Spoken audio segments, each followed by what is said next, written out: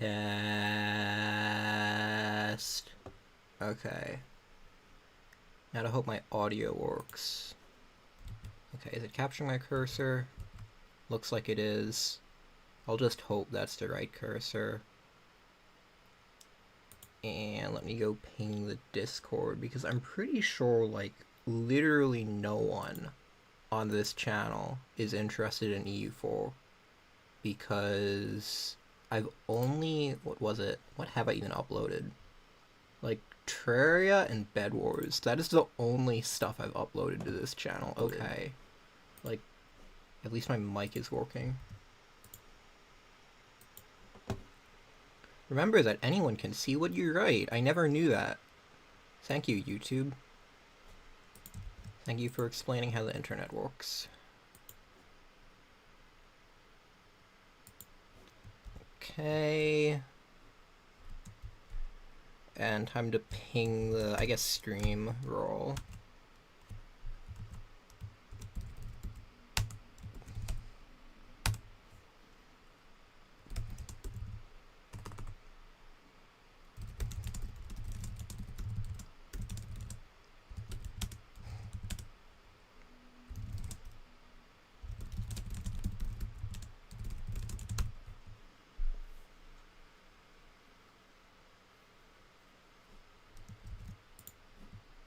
Alright, I should probably do this in the video channel, not the announcements channel.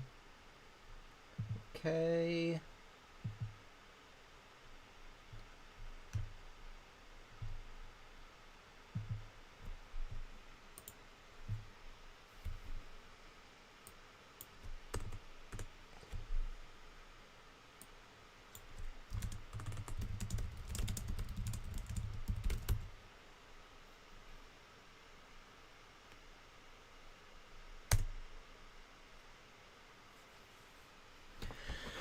Okay, posted in the Discord now.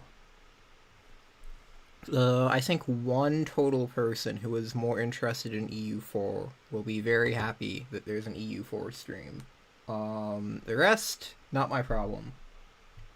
And let me just mute this so I can check that this is working.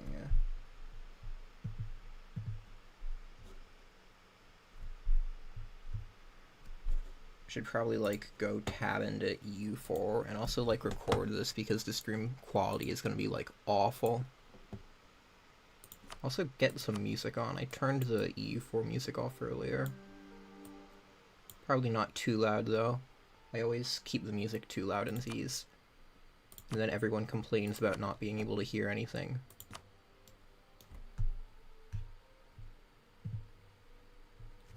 Okay, so basically how this will work is, this is a run that's kind of stupid in concept, but I thought it was really funny, so I'm doing it. And I'm just gonna start a game. You can see these are the settings I have. So max difficulty, normal settings elsewhere. We're just gonna go into a game, and very hard OPM Biz stream. Let's do that. I've tried this concept a few times before. I did a run up until 1650, I think. But that was only on hard difficulty, and I kind of just relied on allies a ton. By the way, most of these starts aren't going to work through. I'm going to be doing a few restarts while I explain the premise. Basically, we need Genoa to not rival us at the start. That's the most important thing. And that is, unfortunately, quite common for them to rival us. I think, like, 2 out of 3 starts have them rivaling us. Oh boy, I hope the stream doesn't cut out every time the game restarts, because EU4, when you exit it, let me just check that my stream is still running. Cool, it seems to be working fine. Because EU4 is not coded well in terms of the exit to menu button. Other games, when you exit the main menu, it exits to the main menu. EU4, not so much. It decides to just close the game and start it over again, because that would be easier than, you know, just changing the menu.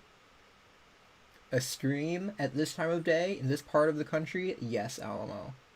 It's like 1 p.m. That's the normal time for a stream. It's better than like 3 a.m. Like, I have free time. I may as well. While I still have my free time, which is not necessarily going to be for super long. But even when I have less, I can like switch to like slightly less optimal hours. And then I'm not even gonna bother like hitting time to watch this at work. I don't know, how much EU4 have you even played? Okay, finally, this is a start that might theoretically work. Venice did not rival the Ottomans, but we didn't get rivaled by Genoa. So we'll roll with this while I explain the idea. I think like Alamo has played like a bit of EU4, and then I think Nix or Nix, I always forget how to pronounce their name, like played more EU4, and then I don't know if any of like the other people in the Adventure 32 Discord play EU4. So I guess I'll like explain the idea behind this run. I explained like the, what was it, the OPM bit a bit maybe, but yeah, so basically you start off with like multiple provinces. You played it EU4 under duress. Was Terrasteel watching? Yeah, that makes sense. I applaud Terrasteel for that. So yeah, you start EU4 with a couple of different provinces as Byzantium. I assume that like most people watching, this is like that XKCD comic where you always overestimate the knowledge that average people would have in your field, but like I feel like it's fairly normal to assume that like the average person watching my stream would like know that like the Ottomans were invading Europe in the 15th century and that Byzantium is about to fall. You know, the fall of Constantinople is a fairly major historical event. I feel like most people would know that. But yeah, so the start of EU4 has Byzantium with like not very much land. And most EU4 Byzantium runs will go on to, like, reclaim the Roman Empire and stuff. That's cool. I've done that. I think I did that on very hard difficulty once. But, oh my god, how bad is this stream delay? Oh, it's because I, like, have the stream at, like, -3 minutes. Okay, the stream delay is not that bad. Okay, Alamo has officially never heard of Constantinople? Okay. Lies and propaganda. I do not believe this. I'm getting so sidetracked. But yeah, most EU4 Byzantium runs go on to reclaim Rome. This EU4 Byzantium run, will be playing as the city-state of Constantinople. So the only province we'll be allowed to keep, long-term, is Constantinople itself. Which may seem like a handicap. It's a bit of a handicap, but it'll be interesting. If you've played like Civilization, then you know that like you can win the game on one city. EU4 is like somewhat more difficult to win on one province because there's a lot more provinces in EU4 than there can be cities on a Civ map, and it's much taller. It's much harder to play tall on EU4 than it is in Civ. Okay. So, basically the start of this, I've mapped it out fairly well, and I think I optimized it decently. So, the challenge rules, let me just go to that first. So, I might, like, slightly tweak them as we go, but the primary thing is, like, no owning provinces while unpaused that aren't named Constantinople, and no renaming provinces to go be Constantinople. So like this is our only province we'll be like getting long-term value out of. If we want to take a province in a war, we can do that. So like we can take some provinces from the Ottomans, we can even take them ourselves. But then, immediately after we make peace, so like the same day, we would have to give them to a vassal, or release a vassal, so that we no longer own those provinces. So we still want to fight wars and stuff to like weaken the Ottomans to prevent them from killing us, but it's going to be harder to get any value out of those wars. So yeah, I might do like no owning non-Constantinople provinces for more than 1 day or more than 2 days, depending on like some stuff I still need to figure out on later in the run if it's ever necessary to do a 2 day hold on a province. I don't think it is, so I'm leaning towards 1 day. I'll like clarify this when the video comes out, which is definitely going to be in a realistic time frame with how good I am at editing stuff quickly. But yeah, that's the main thing. It's on very hard difficulty, so all the AI nations get absurd boosts. Very hard on EU4 is basically like deity level in Civ. We are not going to be able to like fight the Ottomans one-on-one. Well, I am, but like not without extreme cheese. Mainly doing the straight cheese. And hiring absurd amount of mercenaries. But yeah, the Ottomans will have about 50,000 troops. Right now they have about 44,000. And I'm not going to lean too heavily on allies. I'm not sure if I want to do a full no ally run. Probably not, because I feel like that just makes the start incredibly RNG. But probably some rule about no allying great powers, because I feel like great power allies make playing as an OPM way too easy. And there's some fun dynamics you can get if you like allow allying minor powers. So like you can ally Serbia for the mission tree, and then you have like this cool alliance network of like super small nations. I think that would be fun. And then I probably won't bother disallowing loans, because the size of loans you can take as an OPM is really quite sad. I think once I get rid of all my non-Constantinople provinces, I will have maybe like 8 ducat loans, maybe 6, I forget exactly, but they're not very useful loans. So loans will not be officially banned, but they're not going to be very helpful. If I ever go in debt, the run is probably over, because if you think about going like 80 ducats in debt in a normal Byzantium run, that's what, 4 loans? So that's, I think it's, how much inflation? 0.1 inflation times 4, so that's 0.4 inflation. That's not too bad. If you go 80 ducats in debt with a 6 ducat loan size, that's what, 12 loans? 60 is 10. No, that's 14 loans. Am I doing math wrong? That does not feel like 14, because you have 60... 72, 78. Yeah, you need 14 loans for that. 6 ducat loans for 80 ducats. That's 14 loans. So that's a 1.4% inflation. So that's more than triple the inflation. And you need to go, like, what? Spend several hundred ducats for the mercenaries early into the war. So that would already bring you to, like, 5 or 6% or more inflation, without even thinking about the interest. If you ever have to take interest on those loans, that's another like 5 or 6% inflation. So loans will not be very helpful.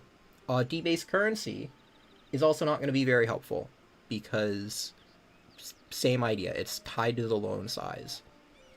So we basically need to get all our money in more traditional ways, but also not the traditional ways, because we'll have one province to make the money from. So to start off, I'm going to try and maximize the relative value I get in my tax, because what I want to do is I want to exploit the tax development in my provinces before I go make them into vassals, because, you know, I need to go release everything that's not called Constantinople before I unpause.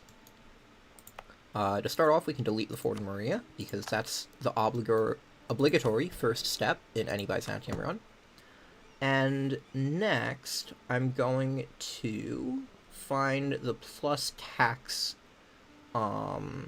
privilege here.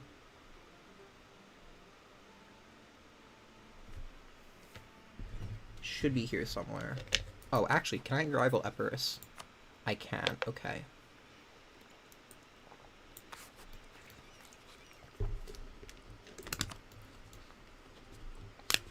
Okay, so national tax modifier plus 10%, I will take that. And now we have 20% tax. So this is now 8 ducats. I don't think I said the previous value, but it was like 7. And we can get slightly more tax by increasing the influence of the clergy estate. So what privileges make sense for that we need to take anyway? Religious culture would make sense. This is also going to increase the value of the monopoly on wine, by the way. I'm going, like, way too in-depth into this. I'm sure that, like, no one cares, but this stream is mainly just, like, for my own benefit of, okay, I want to explain this run in an amount of detail that literally no one will care about, besides me. But now it's out there, so in the video itself, I can, like, be way more... What is it?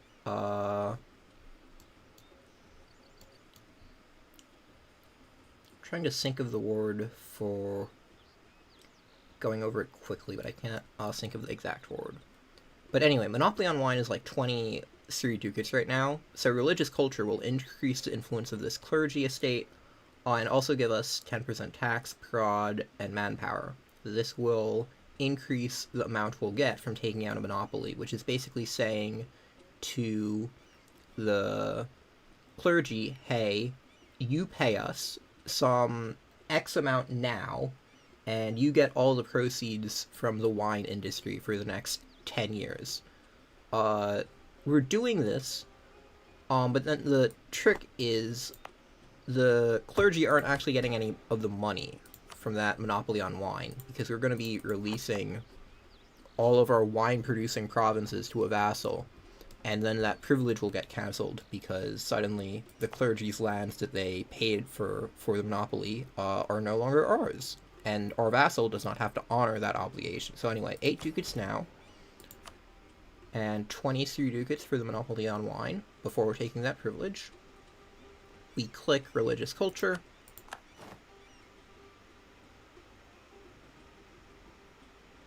and oh, we need to also seize land. I think this is fine to do this way. Yeah, it should be. And now, oh, this is 7 ducats because, yeah, it also applies a penalty to foreign provinces, but, like, this is now, like, 8.7 ducats. I should have exploited tax there first, unfortunately. It's like a 1 ducat difference. It does not matter. But now the monopoly is 26 ducats. So we can see we're getting more money overall from doing it this way. And we'll also need religious diplomats, probably. Diplomatic reputation will be very necessary. So we may as well just take that. And we are going to need supremacy over the crown for loyalty and influence. And I think we need one more privilege for the clergy to get us to 20% tax before we can start exploiting stuff. Let's see. We have 2 more privileges we can give out. We need to leave 1 for the monopoly on wine. And I think we need 60% influence. That's the threshold. So we want a 10% influence privilege.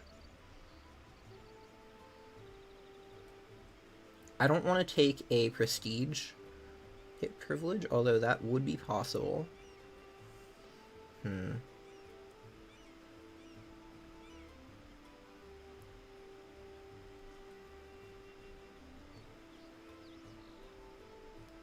10% influence. Clerical ministers would probably be best for this. Oh yeah, and we also need to take religious state, so clerical ministers would be like the last privilege. Okay, we can take this, and this should get us up to 20% tax. There we go. And now, we can exploit tax and get just over 8 ducats. So, completely unnecessary amounts of min-maxing. and we'll do this before we go sell titles. So we can get 8 ducats here. I don't think there's anything else I can do to maximize this. And now, we can do the same thing here, but to get slightly more money, we can decrease autonomy. Because the amount of money you get from exploiting dev is based on the projected amount you would get over, I think, the next, like, X amount of years, I forget. So this is like 15 here and 10 here. If we reduce autonomy, then this is now 12.3, 12.3, this is 15 earlier, and 18. So healthy amount of extra money. This is what? So we got 8 here, we'll get 24 here, and 18 here, so 18 plus 8, 26, 24. So we're getting an extra 50 ducats just from exploiting the tax here. That will be very helpful.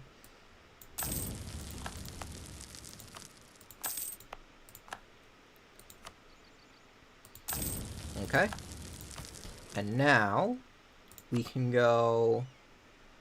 we should probably sell crown land first. So to maximize the amount of value we get from selling our crown land, what we want to do is wait until we have the least amount of crown land remaining, because it's kind of like an asset that fluctuates in value based on the amount of crown land we have already. I don't know why, but like if you sell titles when you have less crown land, you get more for it. So we'll do all the privileges to take crown land before we sell titles. So that will be, we'll do this for the clergy and for the military estate. We won't do it for the burgher estate, because even though diplo power is more useful than admin power, it decreases the loyalty equilibrium of the estate you do it for.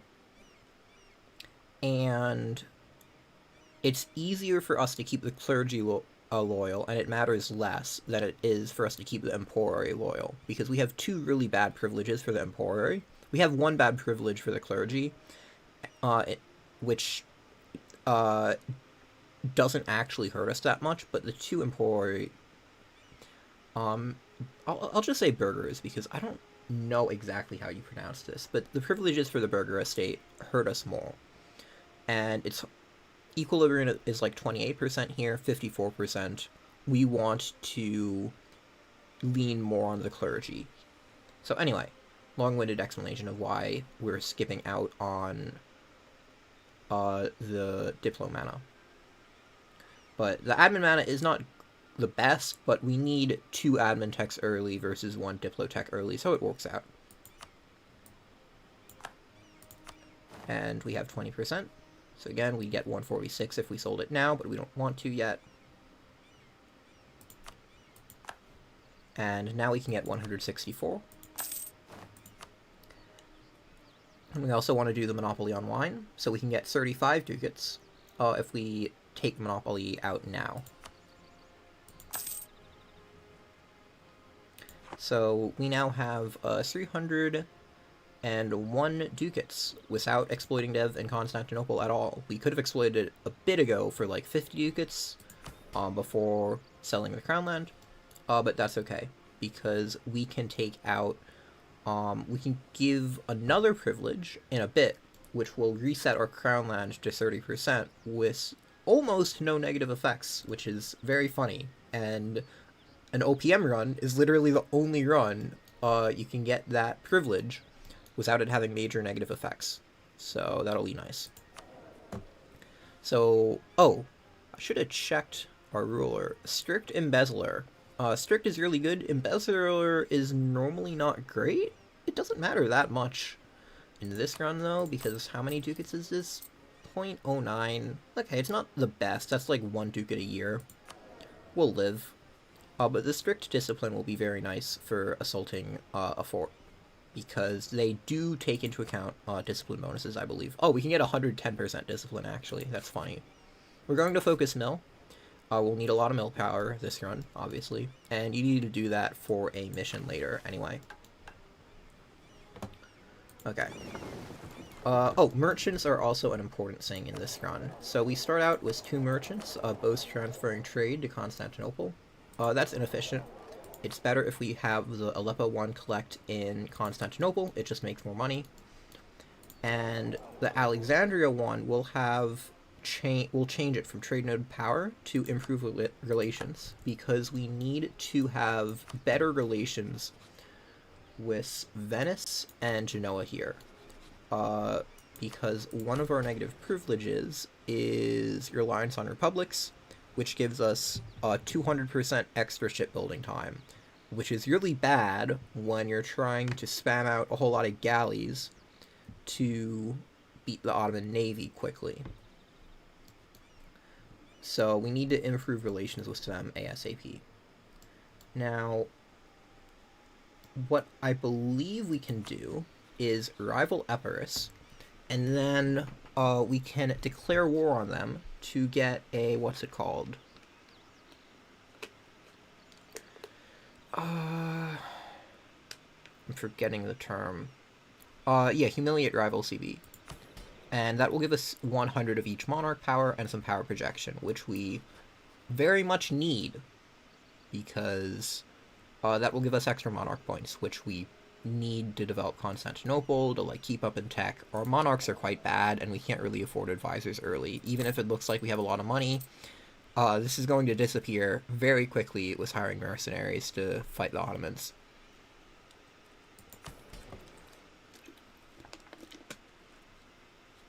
Okay. Now, before I do anything else, I want to set the rivals. So, I can probably just set all 3 rivals. Let me just double check. Yeah, so Epirus is Christian. They're Catholic, specifically. Karaman and Tunis are both Sunni. I think it's extremely unlikely Epirus allies anyone, so I'm just going to go and set the rivals now. I could also wait until the end of the month, but then I don't think I'd be able to set Epirus. I should have tested this. Yeah, I'll set Epirus, because getting that early monarch power is really important, and I think it's fairly unlikely they get any allies.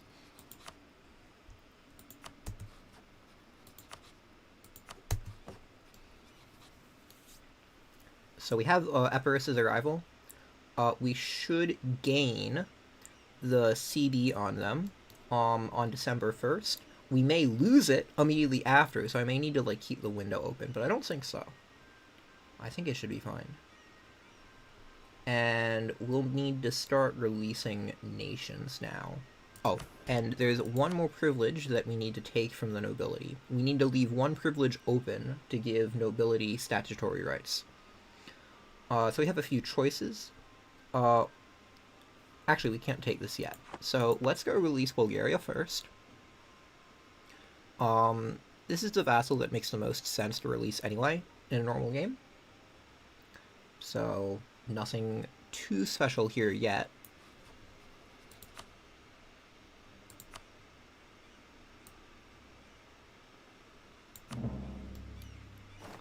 Okay.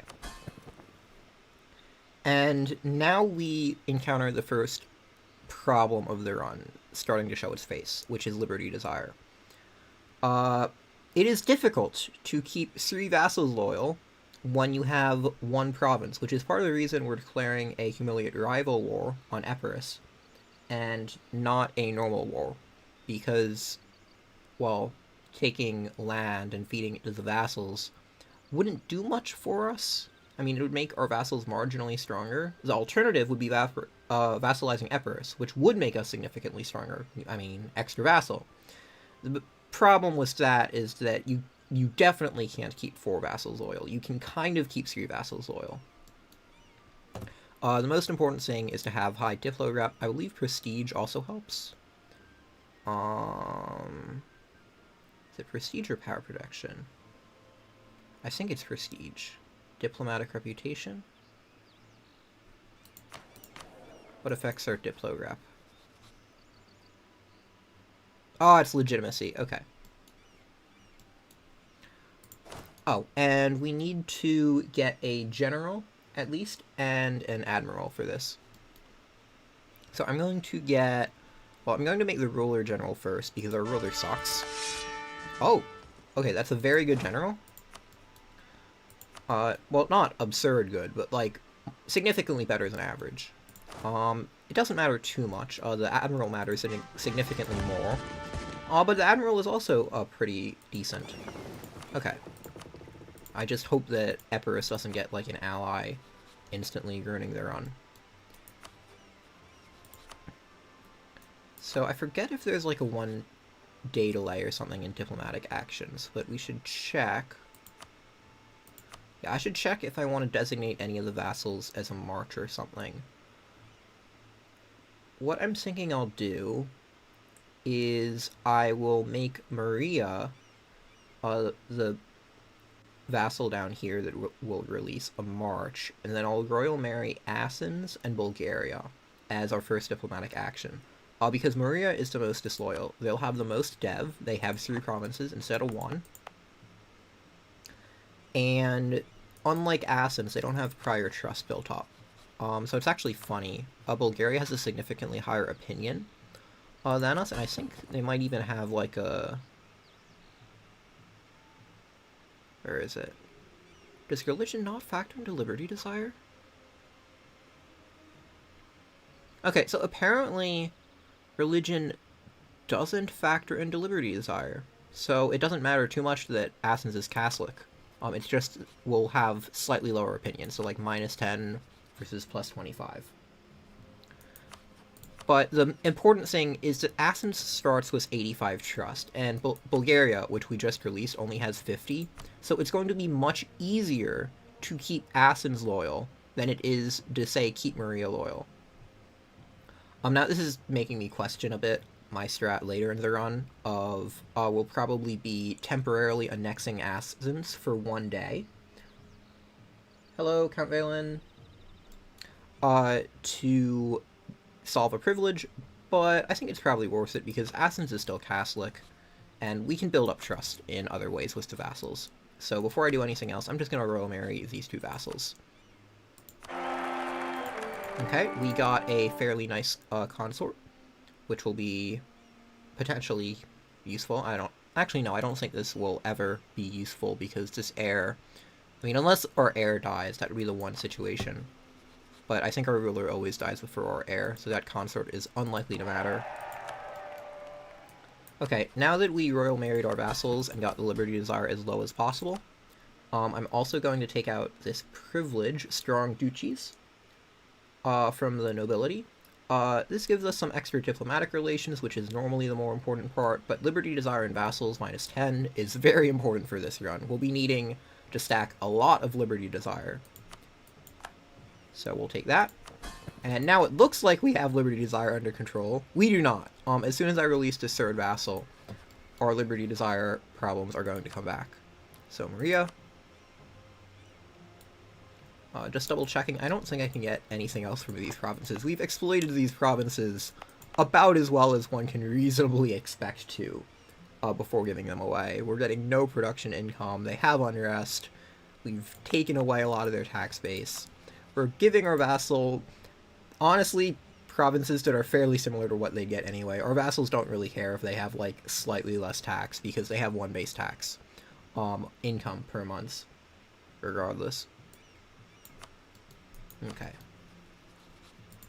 And, okay, it seems like the liberty desire is surprisingly not awful. I thought the... Oh, it's because they don't have armies yet, so this is deflated. Okay, so I'm just gonna royal marry Maria because it is less of a commitment than making them a march. But we can make them a march if we need to later. And we should get humiliate rival CB on these guys soon.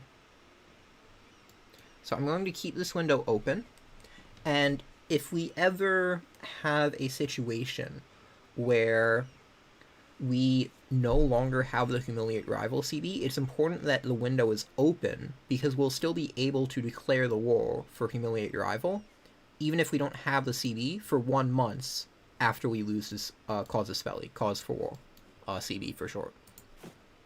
Okay, I'm also going to hire the free company, and I'm going to send... I'm not going to bother microing the units. We can get 1 month to protect trade out of our light ships, but it's like a fraction of a ducat. And the potential loss of the CB is far more important because that's 300 monarch points.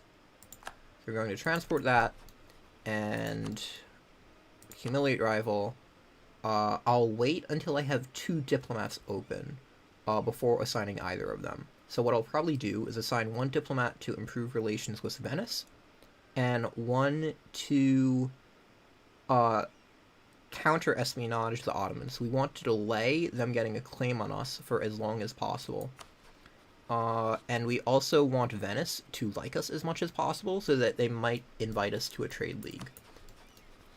Genoa is another option for a trade league, but they start hostile and Venice doesn't, so it's more likely that we'll get Venice. We can sometimes get Serbia as well. One other thing we should keep in mind is our vassals' money and manpower. Our vassals in a war generally like to build units, but when they can't build a unit, for example, when they have no manpower, but they still have money left, they have a chance of building a ship. This is very bad because, I mean, it would seem good. Our vassals are using their money, which is coming out of nowhere. It's like base income. These don't have income yet because there hasn't been a month's tick. But if we look at, like, Athens has more base income than would be expected. Sorry, I think it's like plus 0.5 base income for tax. Let's check. Yeah, so this province is giving them plus 0.33 ducats monthly in tax, but their total base tax is plus 0.83. There's just plus half a ducat coming in monthly from thin air. That's just the base tax that every nation gets in EU4. So that's why it's more efficient, per province-wise, to have multiple vassals if you could afford it, because they can create multiple units with that and support armies and stuff, because they also have base manpower. Similarly, like, every nation gets 100 base manpower. So this run actually has a lot of advantages early on with strong vassals. They'll create armies for us that are larger than what we could otherwise field. The issue is that we need these provinces to build galleys on once we get relations up to above 50 with both Venice and Genoa, because that will let us bypass our reliance on Republic's privilege plus 200% shipbuilding time and build the ships at a normal speed. Right now, you see, this is going to take like 3 or 4 years, which is way too slow. We need enough ships to get 200 cannons to naval bombard Gelibalu to win the war against the Ottomans. But if one of our subjects builds a boat in one of their provinces, which is possible, we can't do that, because we need to wait for the boat to finish. And I don't know what it is with subjects, but they take a while to build boats. Also, I'm going to cancel this free company, because I just noticed I forgot to expand infrastructure, and I believe that reduces recruitment time? Yeah, it reduces both shipbuilding and recruitment time by 15%. So we should do this first. How much is it? This is, like, does not matter too much. I think it may not matter at all because of the transport speed, actually. But it's good practice. It's still 10. Oh, maybe recruitment time doesn't apply to mercenaries. That's probably it. But we wanted to expand infrastructure in Constantinople anyway, because it's just insanely good value. We have one province, we want to make it as good as it can be. We're also going to set protect trade for obvious reasons. Our capital edict costs basically nothing, and we have a lot of trade bonuses in Constantinople, even with the trade penalty now of the starting Genoese colony. Okay.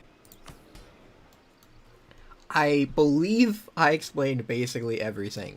That was a lot of explaining. If we do, like, more restarts because, like, this run fails or whatever, I'm not going to explain anything again. I'll just, you can just look at the beginning of the stream. That's where all the explanation happens. This feels like more of a listening stream so far than something you'd be actually watching. From now on, it'll be slightly more action, still going super slowly, because to start is critical and incredibly easy to mess up. There's so many different things you need to do for this run in the first month or so. It can get kind of stupid. Okay. So I'll keep this on my screen. Go to speed 3. That's my favorite speed. And I don't believe we need to do anything else. Oh, one other thing. I guess we can do this now. Oh, yes, it's important to do this now. We need to get the patronage of the arts. Did I mess something up? Why does the employee have more influence than normal?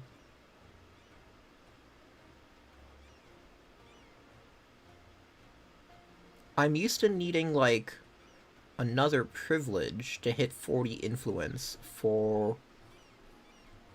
What was it? The forced draft. We're going to use this privilege later, by the way.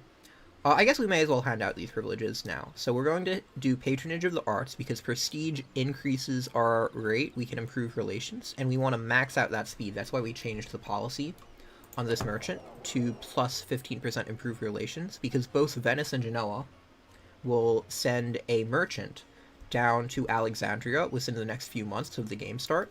So we'll get that plus 15% bonus on both of them. We start out with a 20% bonus. And what was the last source? Oh, yeah, prestige. We can take the prestige from the Emperor at the very beginning of the months. Where'd it go? It's in here somewhere. It's like plus 15 prestige. Am I blind? Here it is. And this will give us 30% improved relations basically instantly. So if we look right now, it's like plus 2.8.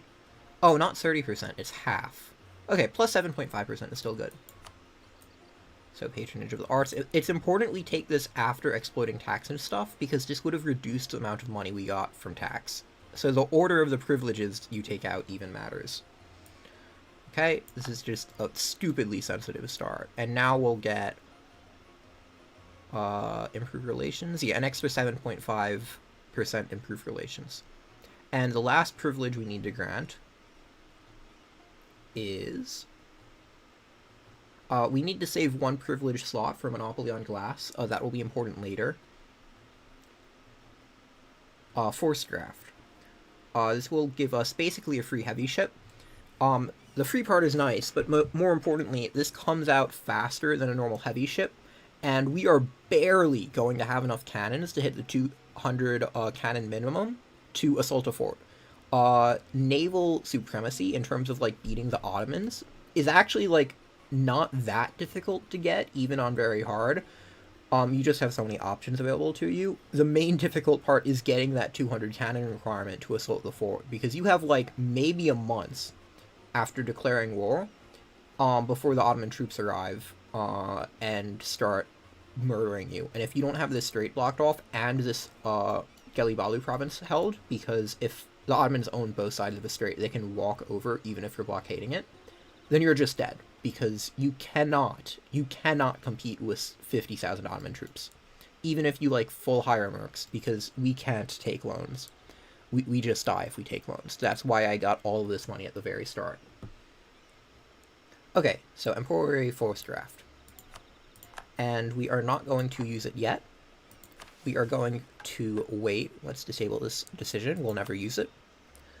We are going to wait until we get the plus 50 relations. Okay. A lot of talking, no one pausing it. I think that was the absolute last thing we needed to do, though. Yeah. We have the ship transporting our troops. We have Admiral, General. If I mess anything else up, then, oh well. I guess we can try again, but hopefully we do not need to, because that was a lot of prep. We just want this Humiliate War to go off successfully. Okay, this is just saying that we got the Chlorokoi privilege removed because we gave away all of our wine-producing provinces. That's one way to cheese a monopoly. Okay. So we are still rivaled with Epirus. The main thing that can go wrong here is sometimes when you release all of your vassals, you gain so much relative strength that you're no longer a valid rival for Epirus, because the AI now thinks you're way stronger. So we need to do this quickly before that happens. Okay, so our diplomats are going to do 2 different jobs. I'm going to waste a month of diplomat, in terms of I'm keeping 1 diplomat open so I can make sure I get this war off. It's a bit of a shame, but kind of necessary to make sure the run works. And we are going to counter-espionage the Ottomans with 1, and improve relations with Venice with the second one. And then on December 11th, we will declare that war to humiliate rival. And very hopefully, Epirus does not have any allies. If they get allies, then the run's basically over.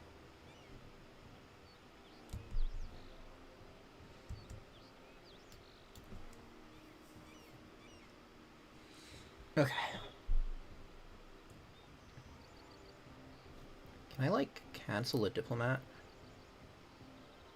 I don't really want to.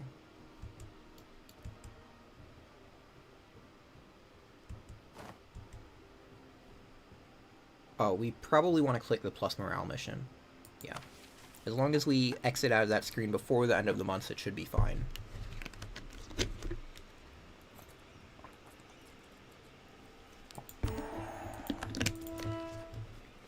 That lasts 15 years, so it basically doesn't matter if you click it now or right before the Ottoman War. You'll have it for the full Ottoman War anyway, and you don't really need it for the full Ottoman War, just the very start. Just slightly cancel out your minus 15% morale and other penalties.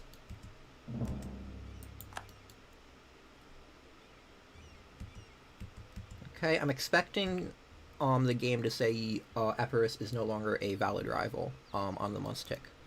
That's what happened in my practice game. Okay, that's a good sign that it didn't say that. I believe we can exit out of the menu. Okay, they don't have any allies. If nothing goes wrong, we'll be able to declare this war and have fun.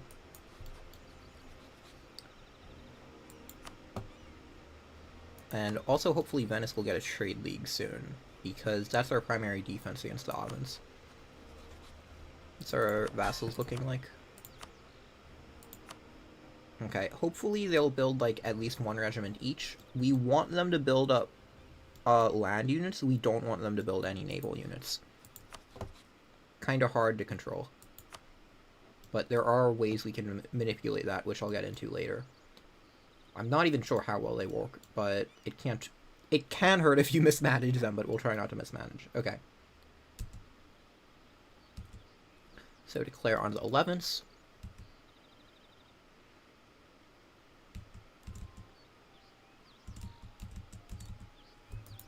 Okay, no allies. The run can begin. Sometimes they get an ally, and that's just a basically instant game over.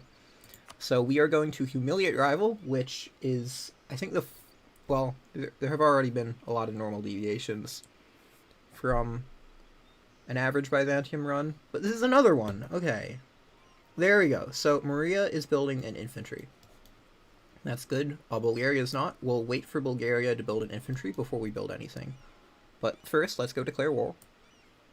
Humiliate rival. And we are going to set our subjects on supportive focus. This is like an incredibly underrated button, which actually makes your subjects listen to you. It's incredible. Most of the time, they listen to you. Okay. Now we see the Liberty Desire is going up because our subjects are like building units and stuff, and the Liberty Desire often just fluctuates as it's recalculated as time goes by. Okay. So now, okay, we have 1 infantry being built in Maria.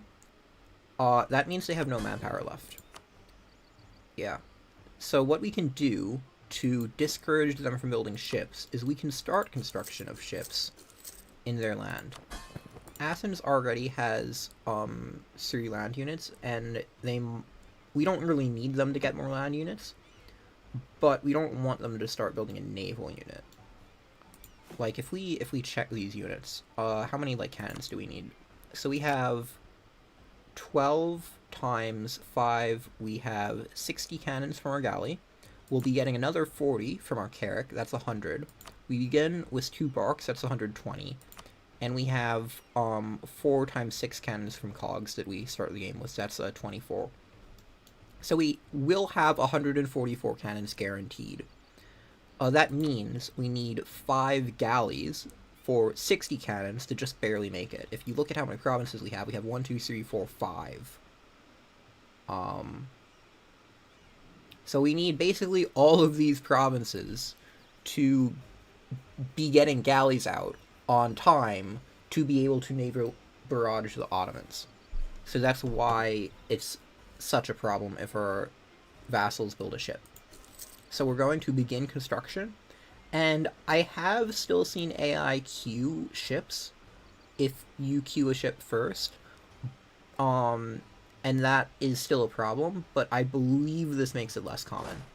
The one downside is if you forget to cancel the construction before it gets to 10%, then when you cancel it, you'll only get a 50% refund. So we could lose ducats if we mismanage this. And we definitely don't want to do that. I'm not building it in Bulgaria because I still want them to build a regiment. They have manpower, and they should be prioritizing regiments if they have both the manpower and the money. Okay. Okay, so Epirus is moving here. It's really important for us to not lose manpower unnecessarily, because Liberty Desire is a problem if you mismanage it. Oh, we don't want this guy to be coming back with only 2 regiments. Let's get it to transport all of them. Okay. Oh, and we also want the Athenian fleet to attach, if possible. Okay. Hopefully these guys attach to us soon. There we go. They're heading to attach. And hopefully Bulgaria starts producing military soon. Okay. Now that our diplomat got back, we can start improving relations with Genoa. And here you go. This is basically the strategy. We're getting both of these guys towards plus 50 relations, maximizing our modifiers, and we're getting monarch power from this war.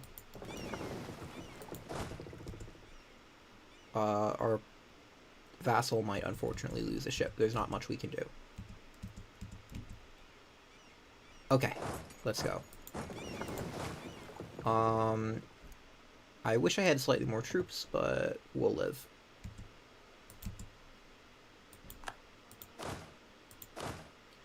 And let's send our cavalry in first, and these guys, because I don't want my last manpower troop to take damage unnecessarily. And we won't blockade Arda until the Athenian fleet attaches, because they won't always attach to us if we are currently blockading Arda, and our fleet alone is not actually strong enough to reliably win against Epirus's fleet. We only have 5 galleys, they have 8. So in theory we should lose. We have an okay admiral, which means maybe we do slightly better, but it's not a good admiral, it's just okay. The maneuver is good in theory, but we don't have enough ships to fill the combat widths, which is the main benefit of maneuver.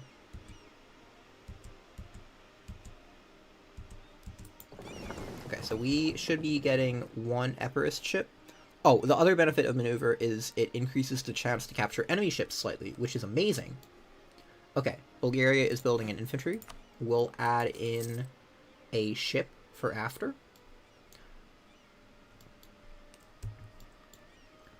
And again, we're waiting until 50 positive influence to start actually building ships. So we're just going to keep building and canceling these ships until then,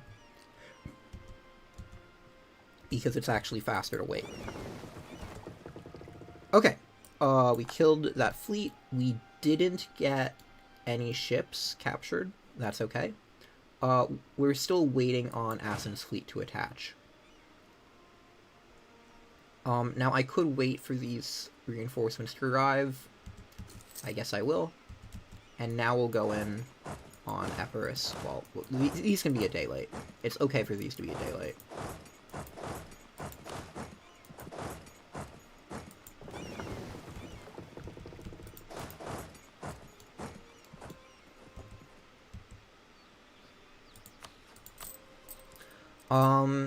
One other thing can still screw up this run, but I'll get to that if it happens. I won't explain that ahead of time. Well, technically two things. One of which is the Ottomans attacking, one of which is some really annoying event. Okay, it's basically guaranteed that we stack wipe the military here, because we didn't delete our starting cavalry. We will delete them now, because we no longer need them for anything. They're going to be useless in the war against the Ottomans, and they are very expensive. So what we will do is we will have Athens do most of the legwork in the siege, and we will sit here looting this island. We want Athens to take the attrition if possible, not us. Again, this is a lot of optimization. We can also mothball our fort in Constantinople for now. A lot of optimization, it does matter, because we have very few starting resources early on. We want them to last. We could also hire an advisor sometimes. I don't think it makes any sense to right now, though. Ooh, an improved relation advisor is nice, though.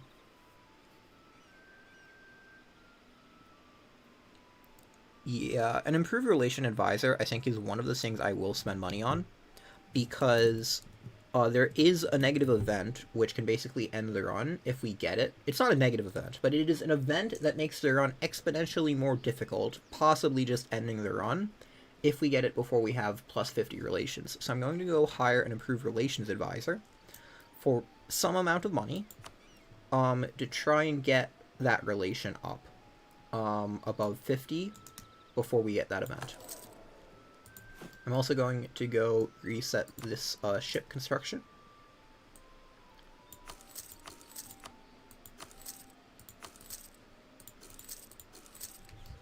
We just don't want it to get to 10%.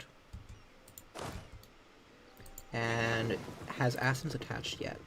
No, they haven't. Where is Athens' navy? Oh, Baleine and Epirus ship. Cool. Again, we want them to attach before we blockade, even if it means a marginally slower siege, because it doesn't really matter how fast we win this war. Nothing is, like, blocked, relying on us winning this war, like in a normal run. It's just some monarch points. Why is Athens going first? Okay, well, I don't have objections to that. They're going where I wanted to go anyway, to blockade. And they're not attached still.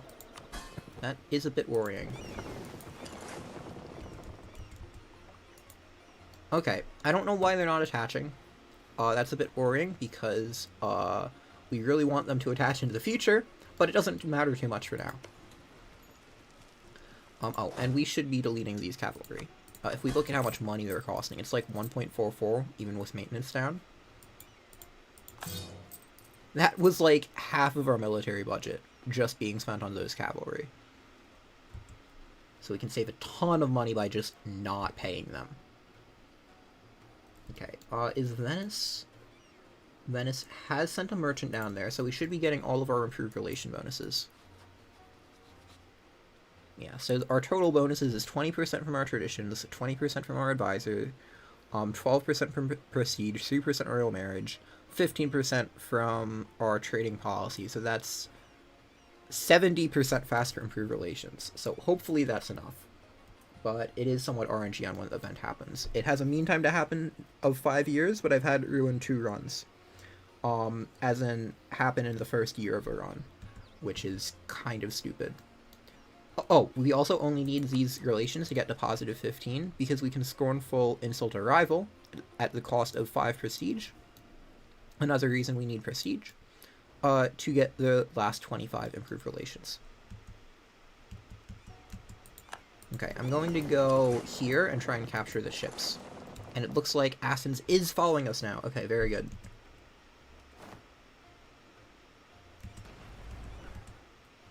Unfortunately, we did not get a ship. Okay, I'm gonna keep on just canceling and remaking these chips, just to make sure they don't get over 10%. Again, this is a bit over aggressive, but better that than not aggressive enough. And I'm gonna keep track on manpower. If our subjects have enough manpower, we can consider leaving a province open for them to build a regiment in. But we'll probably be able to start ship construction by that time, and the ships are more important than soldiers. Also, another thing we need to keep in mind, we want to get an alliance with Serbia, if at all possible. Oh, and we want to keep track of the other alliances on the Anatolian side, because we need to appear stronger than the Anatolian nations so the Ottomans don't go after us, if possible.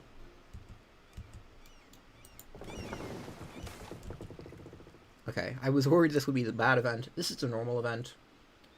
This is completely fine to get. We can just, like, keep the... it's very important, by the way, that we keep the, what's it called? Union of the churches, because otherwise we will not be able to live, basically. It's just very bad to not have that, because it hurts our relations with all the Catholic countries, which means it's impossible to get Venice and Genoa to plus 50, and that means we can't build ships in time, and we basically just die. So this is mandatory on very hard, basically.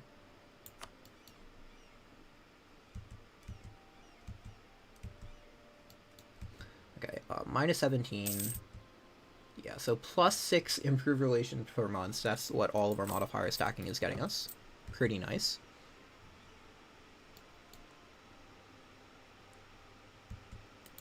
And I can probably move... Yeah, I can move one of these guys away from the siege to get slightly less attrition.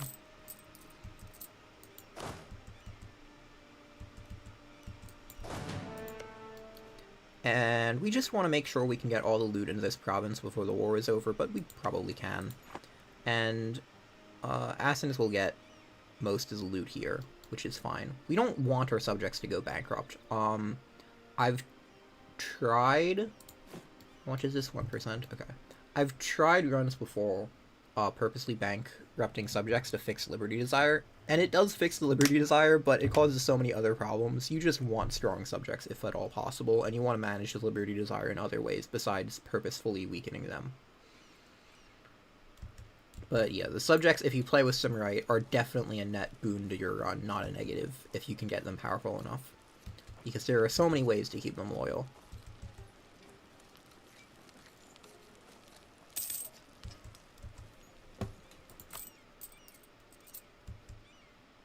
Okay, still making profit. Shouldn't be too long until we can start getting some ships built. Gonna cancel the ships, they're at 3%.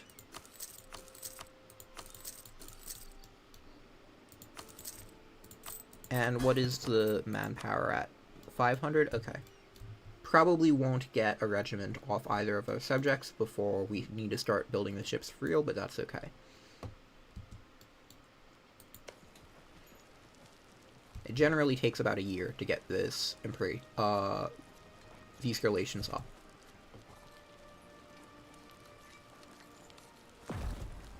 Okay, wall breached. Nice.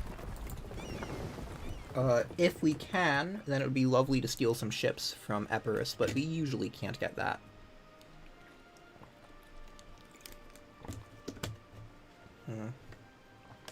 Most important of all, though, is for us to not lose any ships, because then it's just impossible to barrage the fort and we lose.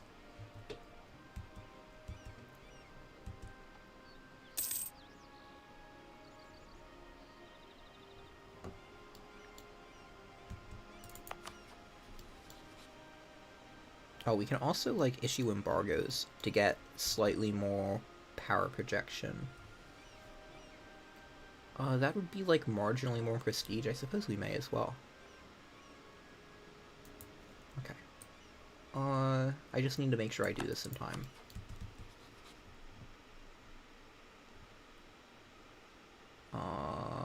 Economy actions, issue embargo.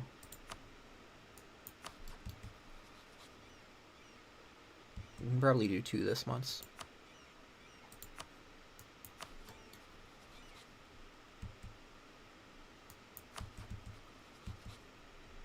and counter-espionage. There we go. Slightly more power projection. We want this above 50 as soon as possible to start getting extra monarch points, because we really need those. And we also, if possible, want to embargo nations who are our rivals while we are at war with them, because you can't embargo nations that you have a truce with. So, again, minor optimization, but it sometimes can make a fairly noticeable difference. Okay, really nice event here. We don't need the dip power for anything, but it'll help. We should also check our trade income. 10% is kind of low, which implies there's some nations protecting trade. Neither Merchant Republic has made a trading post yet. They will soon, which is always annoying, but we can't do much about that, besides conquering it eventually, but we can't conquer it for a long time. The best way to do that is usually to make ourselves look weak so they declare on us, which is actually pretty easy on Very Hard. I've done it unintentionally before.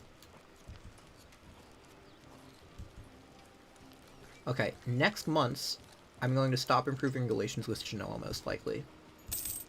Okay. And also I can stop with the counter-espionage for a bit.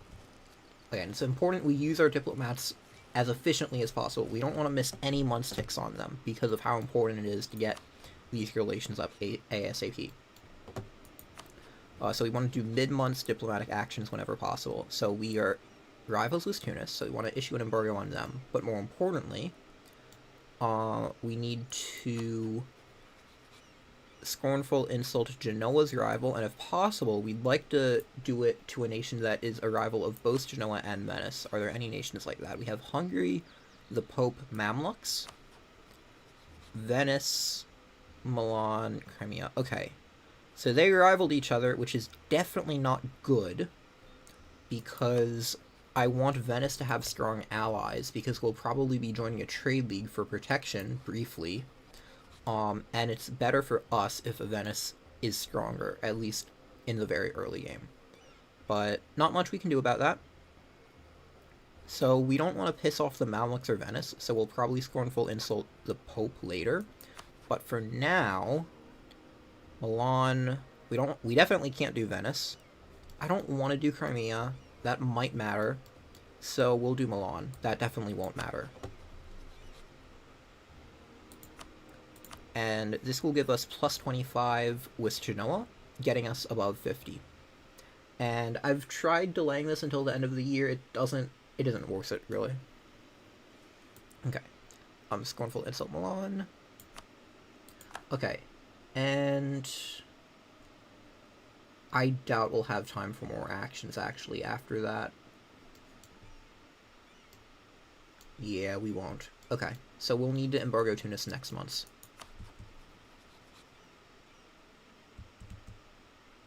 And we'll begin improving relations with Serbia this month.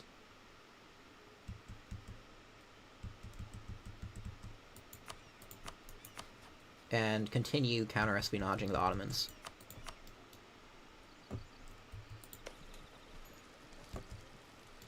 And if anyone has any questions about the run, feel free to say it in chat. I'm probably going way too slowly, but I feel like explaining everything once in the first run, and then if anyone wants to, they can go back to the first run. Any future runs will be much quicker because I won't be explaining anything. I'll just say, hey, go check the very first stream. Okay, we don't care about that.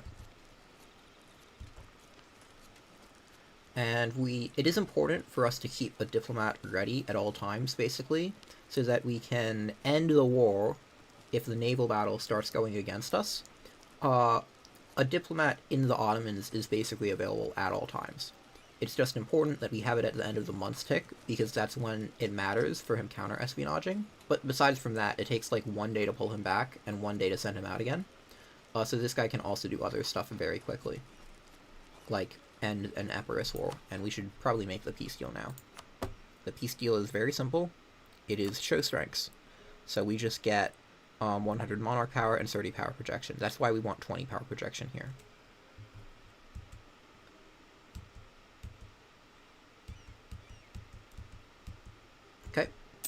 war won't be ending this once. Now I'm going to scornful insult Venice's rival before I embargo Tunis, because it might matter for getting it above 50 faster. Okay, and we're going to cancel these boats. I was a bit worried for a second that I had let them get above 10%. Luckily, I barely had not. Okay. And we are doing the Pope for Venice. That is the least bad option. It's not great to have the Pope hate us, but it would be worse to have Hungary or the Mamluks hate us, because sometimes we can knowledge share to Hungary or Mamluks. Okay. So, Byzantium insulting the Pope. Definitely could say some semantic things about that. But it's for the improved relation with the Venetians. Post 1204. This placer is so cursed. Okay, send insult, it should be fine. Again, I'm double checking like everything here, because so much can go wrong. Okay, and depending on the rounding, we may be able to start building ships next month. We'll see. We can still do that decision, I hope. Yeah, 38.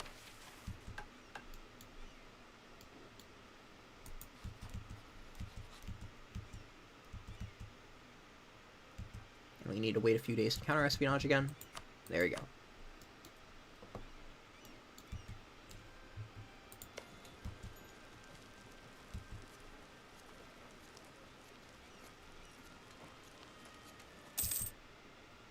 Okay.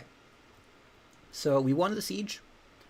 Actually at a fairly convenient time, because we can go remove our diplomat from the Ottomans without hurting much. We unfortunately did not get above 50 influence with Venice, so we need to wait 1 more month to start building ships. That's okay.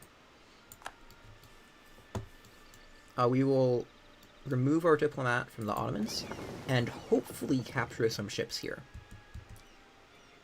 But most importantly, we just can't lose any ships. Let's also bring these guys... Yeah, we can bring these guys out and these guys to loot, in case the war happens to go on over months. It shouldn't, though.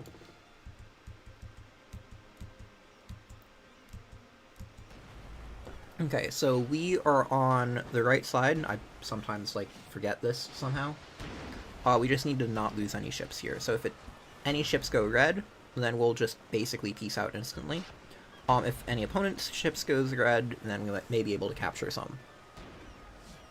But this is a fairly symmetrical fight, except we have 2 extra lights and transports, which doesn't actually make that much of a difference.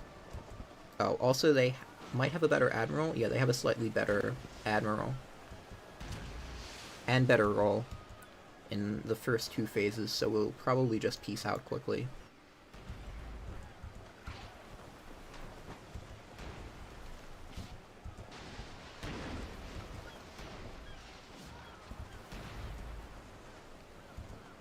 Surprised no ships are red yet.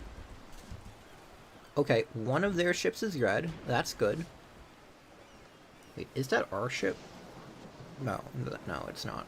I'm gonna trust my knowledge and that it's not, even though it would be a very big problem if it was. Are we getting close to 10%? Oh, we may as well cancel. I mean, it should not matter at all, but...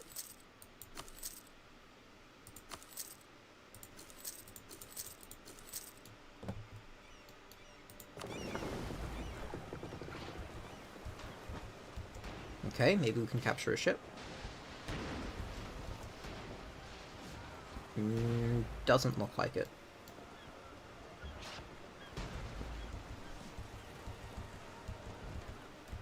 Okay, one of our ships is red, so we are going to wait 1 more day and probably peace out.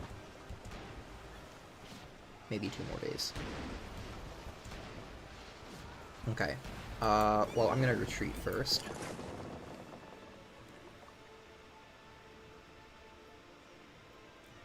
Doesn't look like we captured any ships, which is unfortunate. But we did get some naval tradition at least. Okay. And now we can do this peace. Hopefully our diplomats are going to come back in time. We probably will lose a month of counter-espionage against the Ottomans, which sucks. But it's whatever. Actually, we can probably just wait a month. Yeah, we could totally just wait a month instead to make sure we get the espionage for that last month. We'll also get an extra month of looting then as well. Counter-espionage.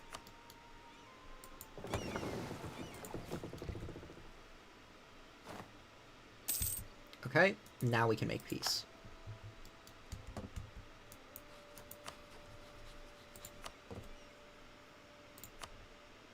And we just want to show strengths.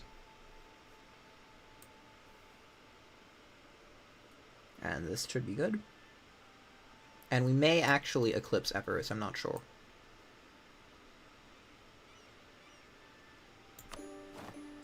Okay, so we get the monarch power and power projection. And now we can send this stuff back into our territory. And we should be able to actually start building ships now. Yep, here we go. Only 400 days, which is still a fairly long time, because remember, these are vassals, so they have longer building times, but it's way better than what we'd be dealing with otherwise.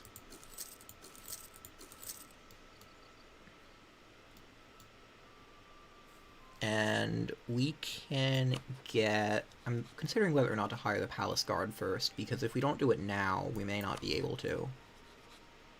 It has, I think, a 1.7 monthly cost, if I remember correctly. So if we hire it 1 month early... Or, sorry, 1 year early, that's 12 times 1.7.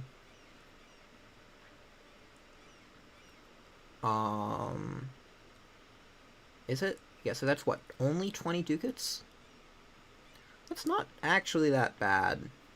If it's 2 years early, that's 40 ducats. I think we can live with either of those, honestly. So I'm just gonna do this as an extra bit of deterrence.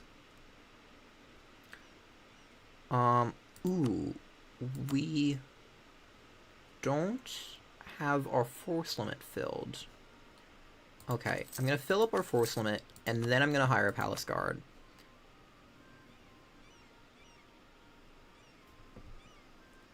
And then I'll start construction in Constantinople, because I believe it's still faster. How long will this take? Yeah, so 566, it's at half the time. So this is 280 days, which will still be our fastest ship. Okay, so it's fine to build 2 infantry regiments first.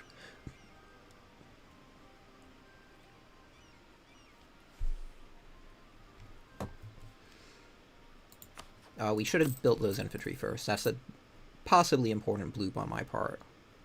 Again, there's a event with a mean time to happen of 5 years, which can totally ruin the game.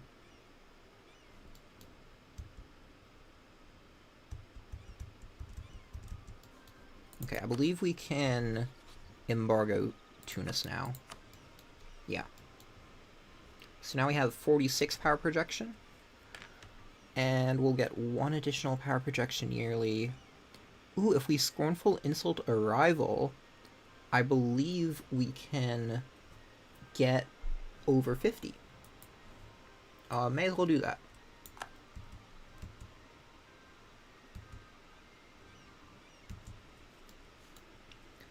But probably next year?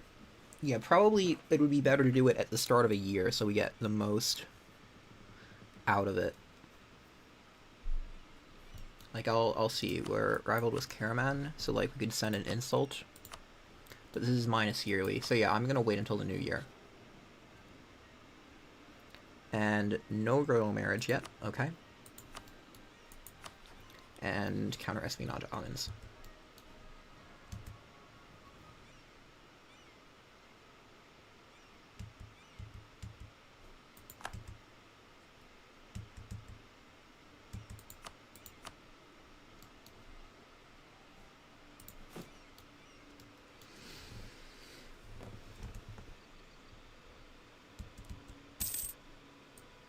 Oh, we don't even need to. Okay, lovely. We, eclipsed Epirus, which was what I was, worrying about first, earlier, but now it's not an issue, because we already got our Humiliate Rival War off. Okay. It would be lovely if we could rival like Wallachia or something, because then we'd be able to get a realistic second humiliation war off, but it doesn't look like we can. I'm going to re-enable this fort in Constantinople, because the Ottomans usually start wanting to declare on someone around this point. I'll also stop counter-espionaging so I can revoke the embargo.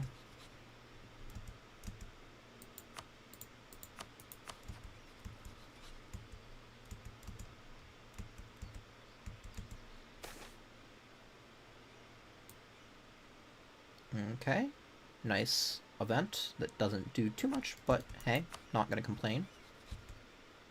And we may as well do a royal marriage with Bulgaria now. Again, we want this as soon as possible. So we want 150 opinion with Serbia ASAP to get our 150 to 250 or so likely ducats from them to help with mercenaries. Okay.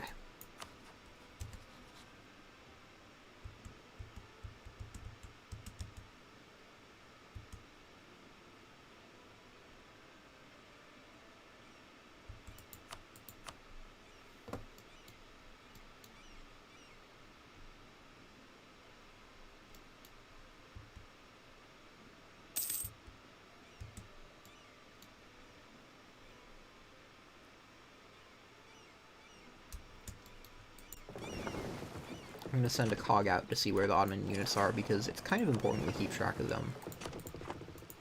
Also, I should be sending my light ships out to protect trade, and one galley out to hunt pirates in each of our trade nodes. Actually, we don't need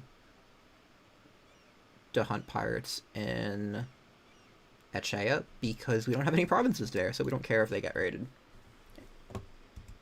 I mean, our vassals might, but they have forts. They'll live. So I'm not gonna bother. Okay. 4 more days before we can start construction. And I will go hire the palace guard, I guess. 1.8 ducats a month, basically, is not amazing.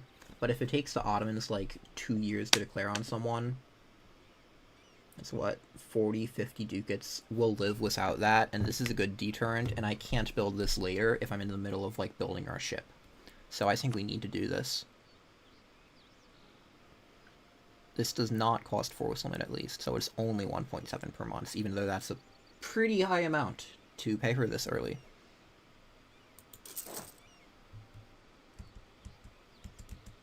Okay.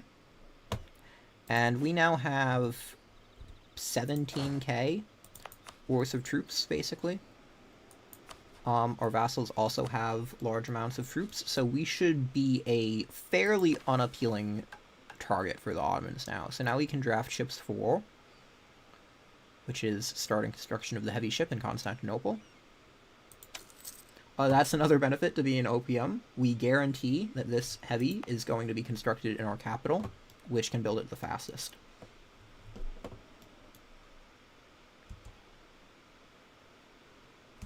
And does Venice have a trade league? They do, but it would be difficult for us to join it. We're going to keep improving relations with them anyway, because this is not actually impossible to overcome.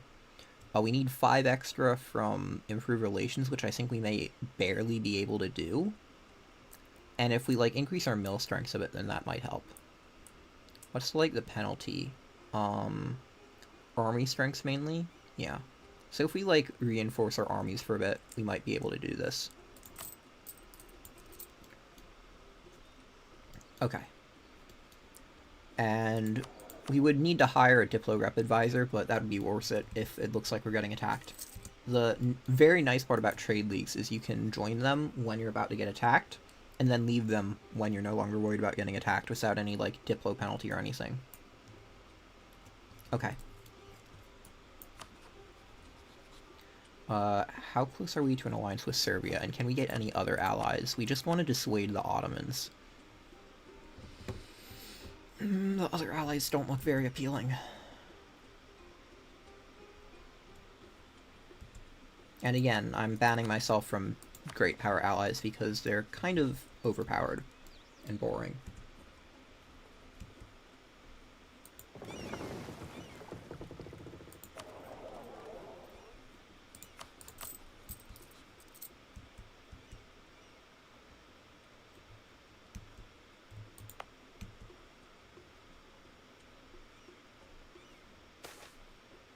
Here we go, this is the event I wanted.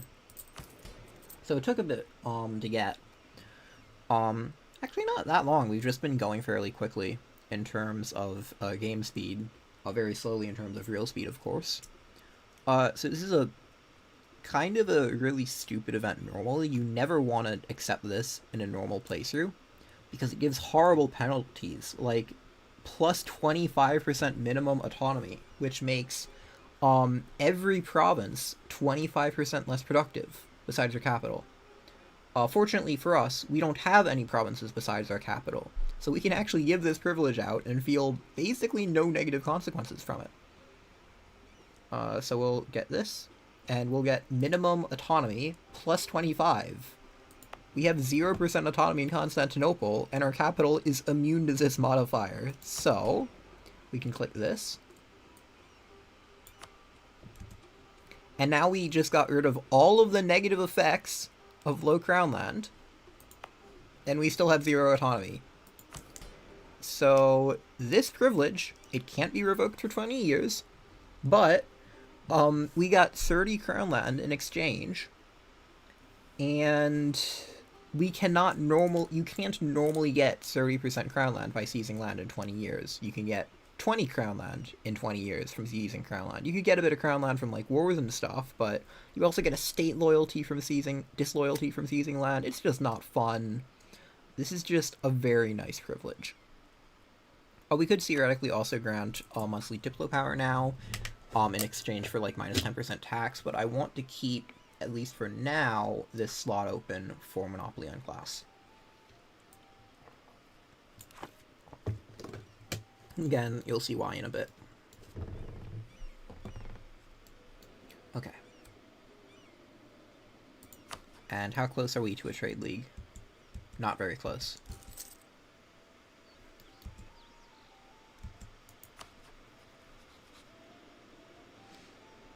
Okay, so we can get one more ally in a trade league. Is Herzegovina seriously our best ally? That'd be funny.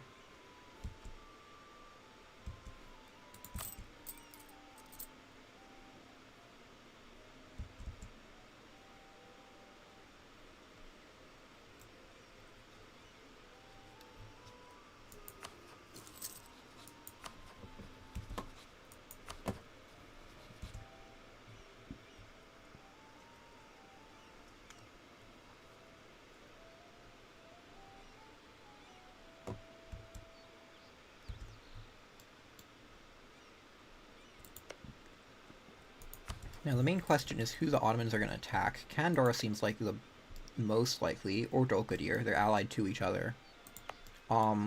We would also be the most likely candidate, because the Ottomans love declaring on Byzantium, especially if they have no allies, which we don't. But we'll get one soon. And we might get that trade league. So the trade league and the alliance should, in theory, be enough. But they did fabricate a claim. I'm gonna go increase our army maintenance to look marginally more intimidating, or at least marginally less like a pushover. And then hopefully we can get this trade league if need be.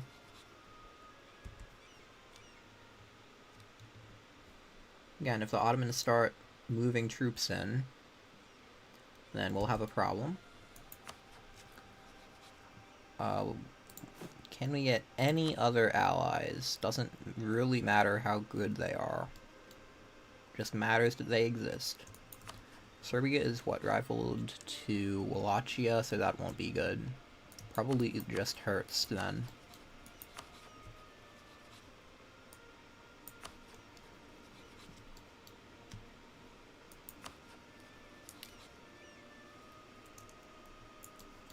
$28.52.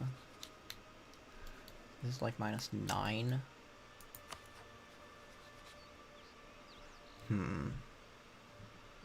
So royal marriage is 10 plus...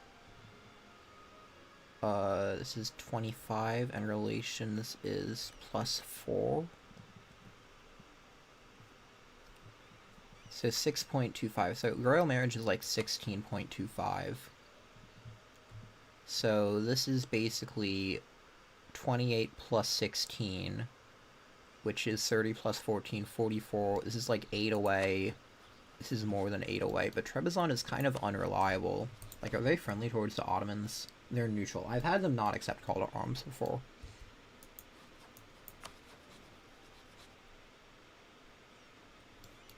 So I'm gonna go for Hertz. I know they are reliable, and we can proclaim a guarantee on them if needed. Also only 15 away. I guess could we proclaim guarantee? We could proclaim guarantee on either.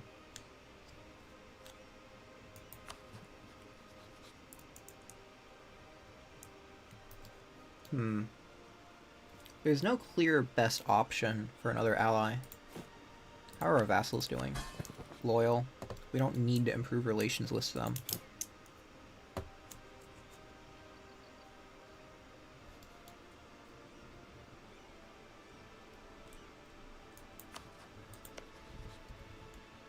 Okay, Theodoro is friendly towards the Ottomans. We don't want that. Georgia is friendly towards the Ottomans. We want people who are hostile.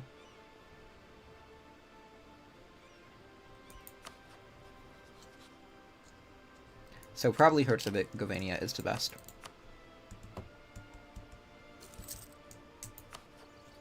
Okay, 2 more months for Serbia.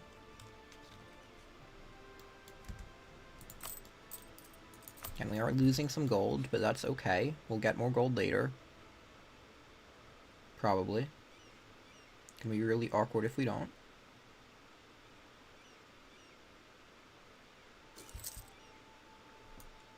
Okay, we should be able to join the Trade League next month if we need to, if we hire a Diplo advisor.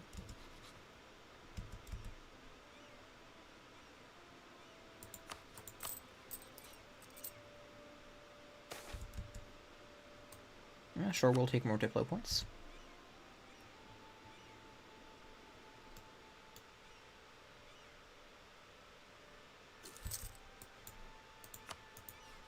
Okay, we maxed out relations with the Ottomans. We can join the Trade League if needed. We still are not quite there with Serbia. Ooh, we need like 2 more months. Okay, maybe we should try and max out the army. Maybe that would make the difference. So 1 more month of maintenance to get our army back to full strengths. We just do not want the Ottomans to look at us as a viable target. There we go. We can also go for the money now, which we may as well do. Not defensive, we want encouraged development.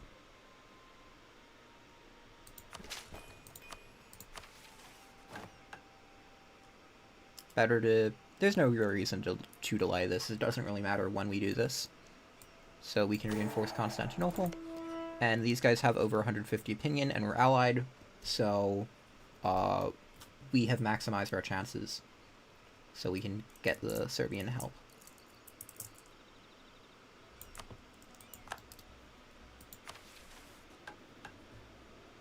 And we can disable this event because we don't actually want to repair the walls. We wanted the money. Sorry, Serbia, I only want you for your cash. Okay, we can also stop paying for this to slightly slow our gold bleed. And our alliance, we can like maybe get an alliance with Hertz soon. We have an extra diplomat now. Maybe 2. We don't really need to improve with Serbia further either. Yeah, we definitely don't.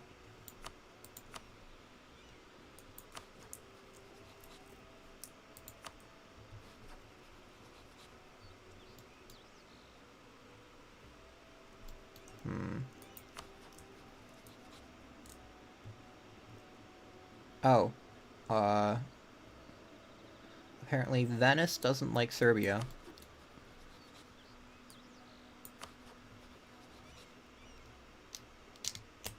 Okay.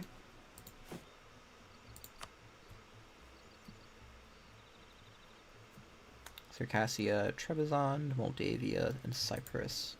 Who likes the Ottomans here?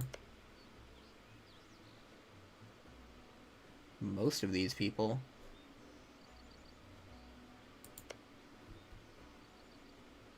Okay, so Trebizond should always accept our alliance because they have a core on the Ottomans. So, well, uphold an alliance. I'm going to improve relations with Trebizond. Doesn't look like we'll get the trade league, which is okay, I guess.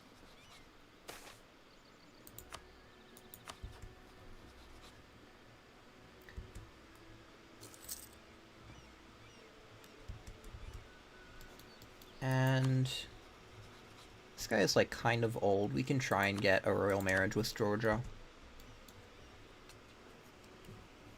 Just for maybe getting our dynasty on the throne, that might be useful at some point. So, 10 prestige for 10 ducats sounds like a fairly good deal, especially since we lose 10 prestige otherwise.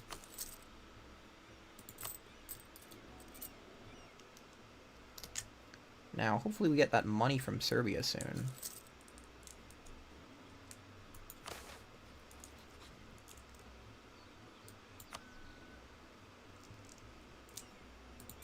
It's like exceptionally unlikely that they give nothing. But if they do give nothing, then I'm in a bit of a pickle. There we go. 140 to 380. Ooh, that was the maximum amount. Okay. Thank you, Serbia.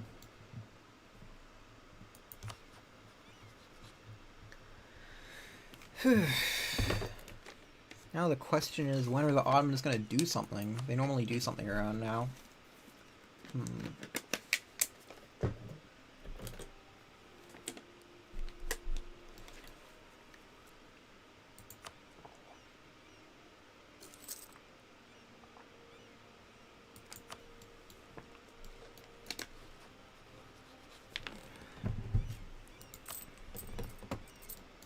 I mean, we can wait in the stalemate for, like, a very long time, but I don't want to. It's not helpful. How many troops do our vassals have? Okay. We'll give them some time to build normal troops. Hopefully they actually build those instead of, like, useless ships or something.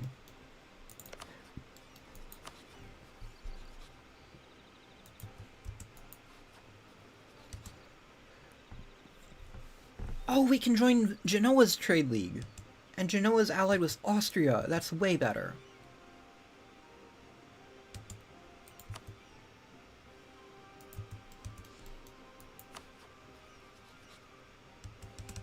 Okay, screw Herzegovina. We just join Genoa's trade league if we need to. And now we can build another galley. There you go. More galleys is always good. We can sell ships if we have too many galleys. And galleys are just better than barks, and barks sell for 20 ducats, which our vassals usually have, actually.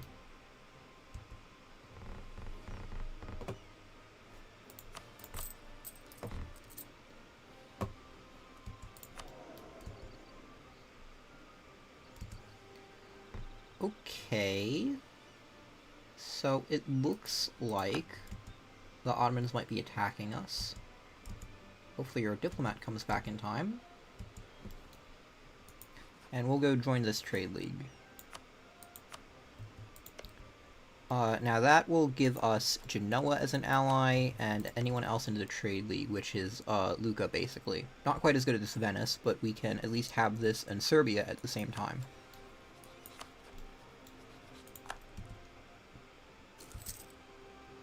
It looks like they're fairly intent on going into us, which is very bad, because the trade league is nice deterrence, but it doesn't actually do much in a real war.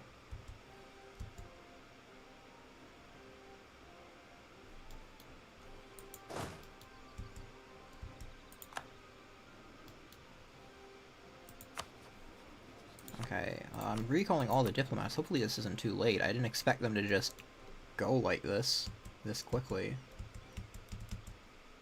We'll try and get Trebizond, I guess, but that's going to take months.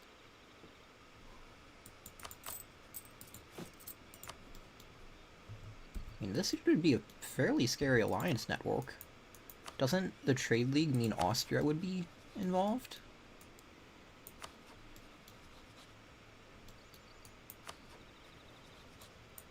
And I guess I can royal marriage Treb.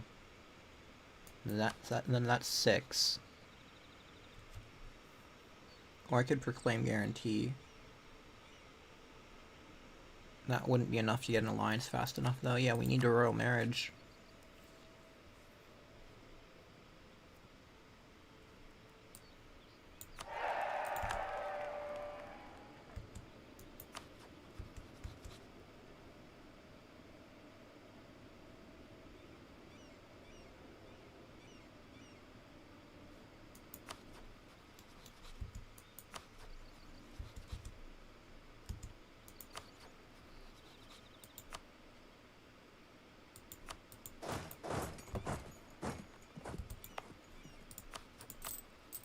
We can up our maintenance to maybe scare them off.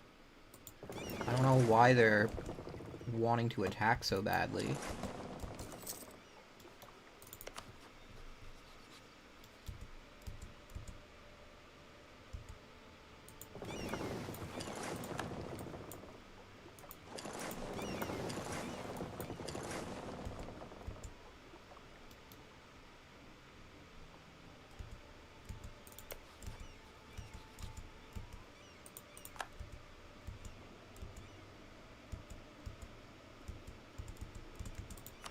Okay. Allied was Treb. This is like 7k, 14k. This should look scary to them. I'm not sure why they're still lining up all their troops here. Like, they shouldn't think they can win. Again, like 7k.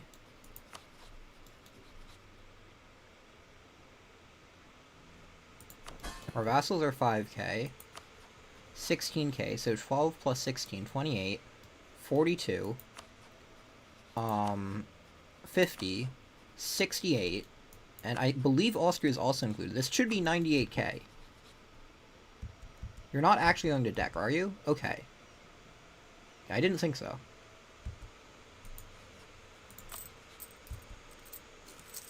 Now, they still sometimes deck, even after moving their first stack away, so I'm going to keep up maintenance for like another months. Okay, second stack means they're probably not going to deck. So we can moss wall this. Yeah, they're going somewhere else. Hopefully not Albania. Please just deck on an Anatolian miner. Dolkadir is like so free.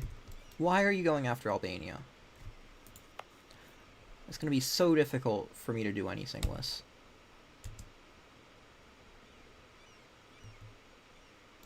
Oh, you're going back to default, okay. Okay, now you're going back towards me.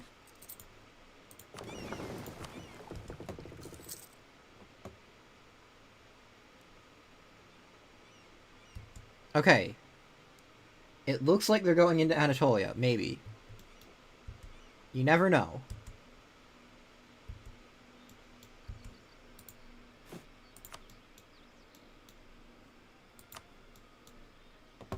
Gonna build like one more ship here. I'd like to get a stronger navy. I can also build one in Athens, they won't mind.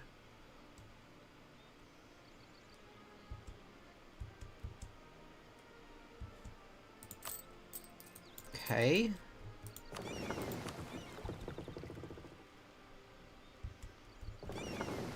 Where are you going, is the question.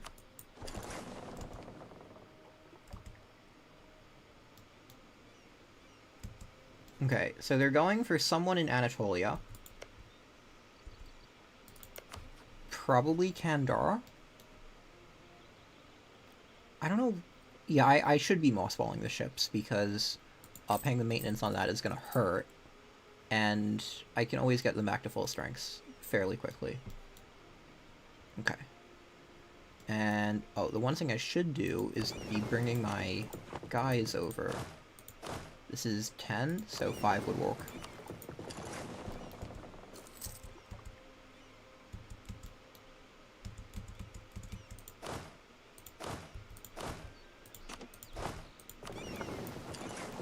Okay, they're definitely going after someone in Anatolia.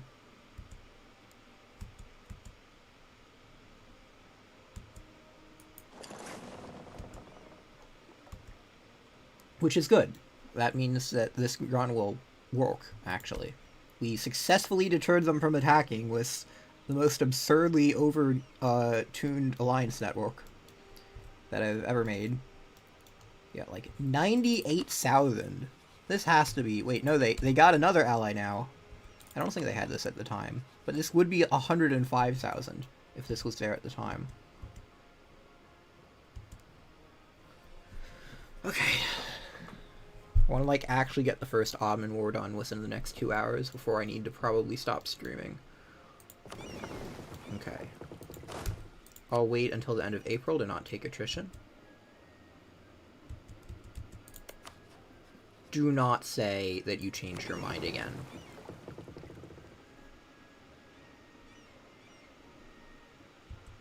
I swear. Just declare war on someone already.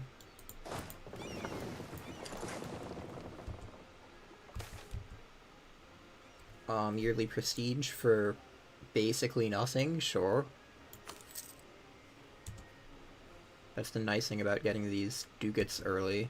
I can click those events. We'll probably even get all of our... that, galley built, the extra galley in Constantinople built.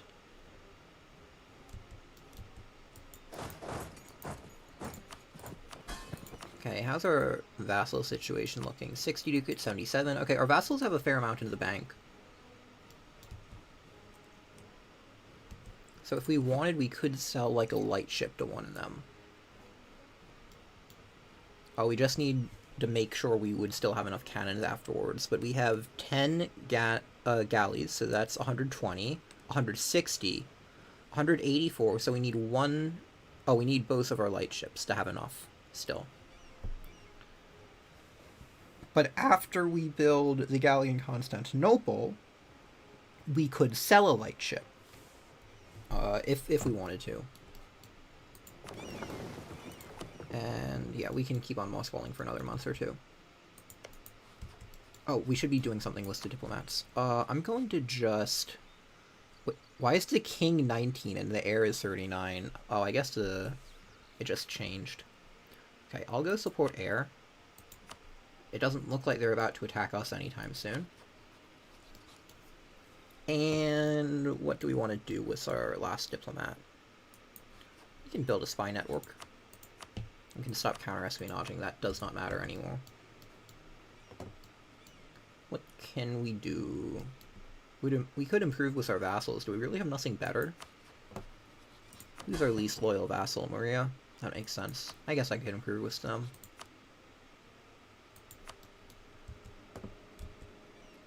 Okay, just as I reorganize the diplomats, Ottomans deck on Kandar.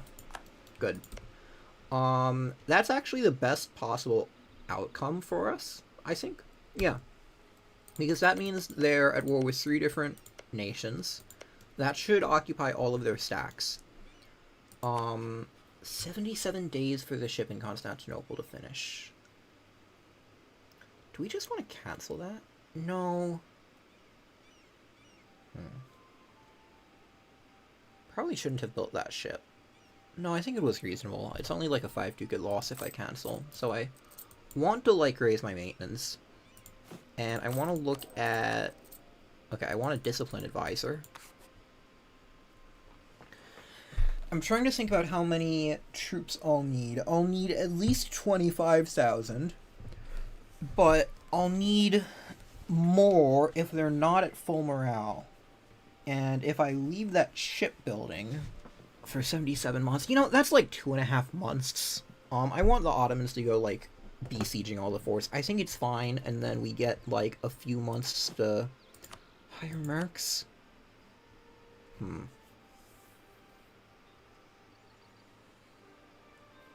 Because, like, when do I want to be declaring this?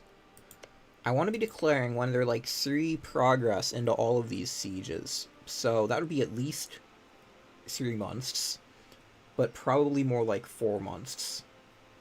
It's fine if I wait a bit longer. I could probably wait, like, 6 or 7 months and be fine. Probably 7 is what my cutoff point would be. So 2.5, that would be 5 months. Yeah, that gets them to full morale if they recruited instantly, but they don't. How many do I need to recruit? Well, how many do I want? We have 17k right now. I want 2 stacks to be relatively certain. I siege the fort. Hatchdukes are cheaper, so we'll take them. And whatever the best general is, which is also probably Hatchdukes, so it doesn't really matter what we take besides them. Okay, 8 is 25k. That's cutting it a bit close, but I will have 110% discipline. So that should probably help with 2 of them.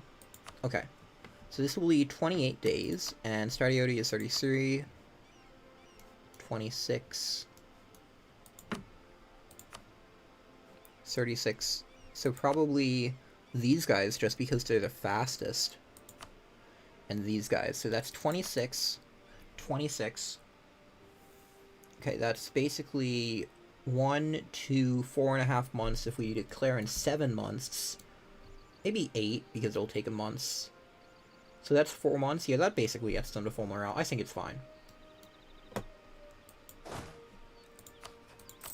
So we can keep our army maintenance down a bit for now, but we want to unmothball this fleet.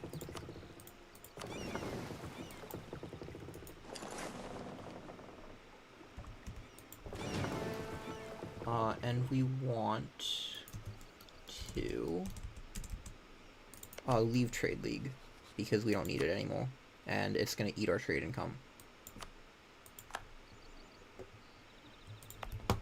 We also want Protect Trade, but we can't do that yet. Okay. I'll leave this mothballed for like 1 more month to save a bit of money.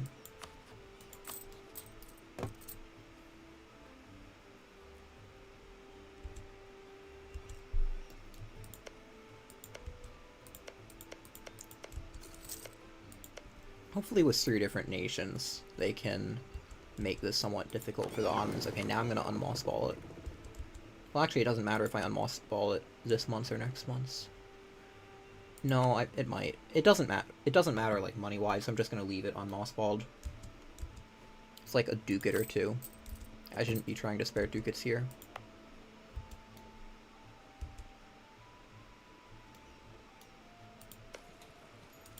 Okay, 0%. As long as they don't get a really good roll against Kandar, we should be good.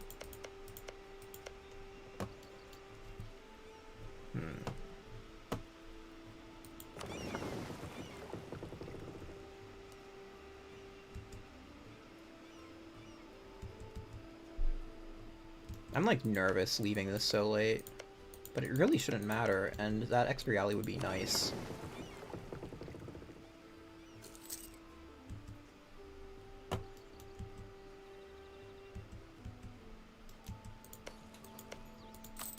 Okay, we can turn our maintenance up now.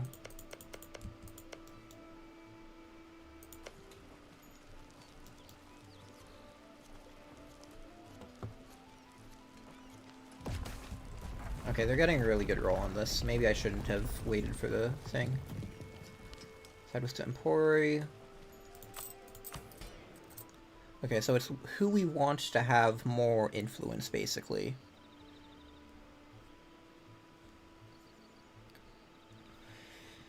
I don't think this matters too much. I'd probably do Clericoi because we want the burghers to have less influence so that we can repeal the privilege later.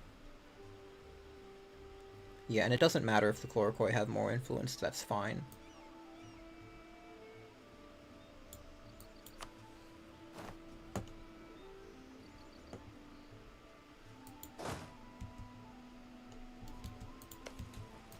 minus 35. Really need to hurry up with this. Okay, let's do Hadjdux first.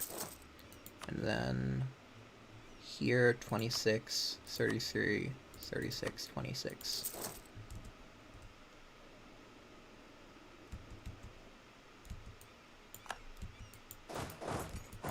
We'll keep it in separate provinces for now.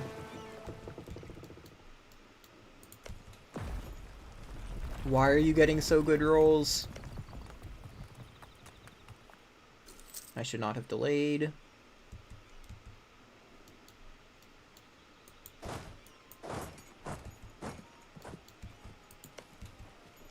As long as they don't get another good roll, they got another good roll. Damn. Okay, this might be an issue.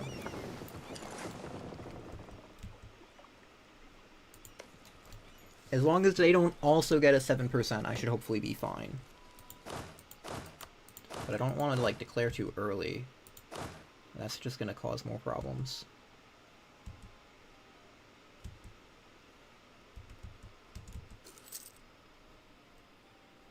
Did that Merc company get more morale for this month's? I don't know. Okay, let's do this. Free company.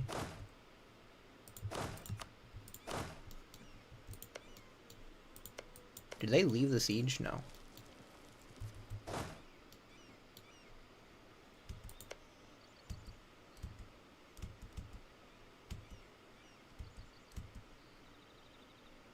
Okay, they need to cross like 5 provinces to get here in time. Okay, as long as they don't get the 7%, I'll be good. But I can't just stop everything for a 7%. Okay, they didn't get to the 7%, I should be fine. So I'll deck so that, what is it? We arrive on the 1st of next month. And then these 2 Merc companies will be relatively low. I only have 25k. Definitely need the discipline. Cutting it a bit close.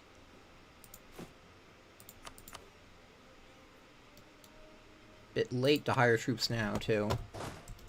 I just have to hope this works. Hope the 10% discipline carries.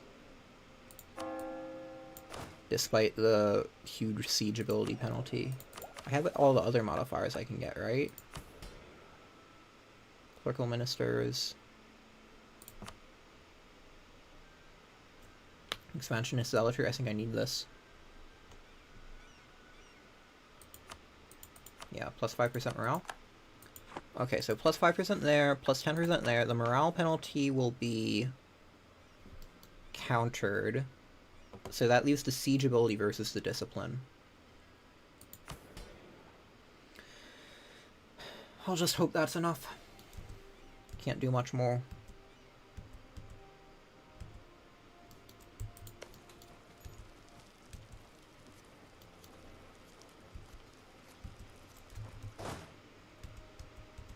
Okay, I'll deck when it's on the 2nd.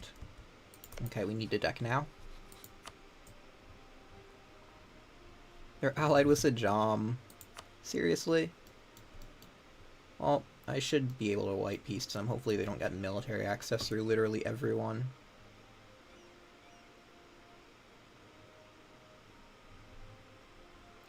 And reconquest?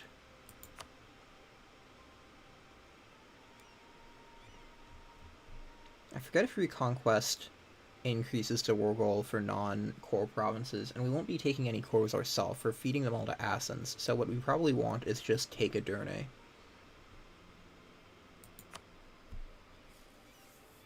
I wish you could give just a claim on something to a vassal. Oh, we should try and get them to fabricate a claim on stuff. How can we... Yeah, I don't think we can get them to fabricate claims any more than they're already doing. Unfortunate. Okay, if rolls don't go our way, this might be bad.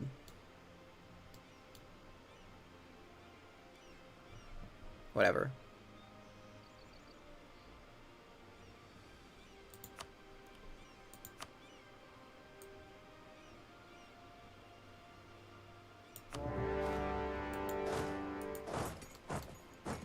And we should all land on the second. Okay, some land on the first. What if I do this and attach everything?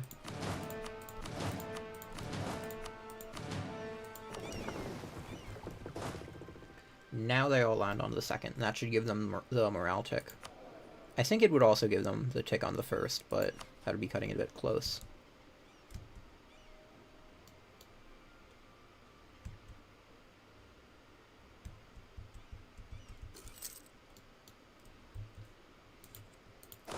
Okay, so what I'm gonna probably do is wait 1 more month for my morale to recover on these 2 stacks, and if they siege this forward, then just go for it instantly instead. But I'm slightly worried about the morale.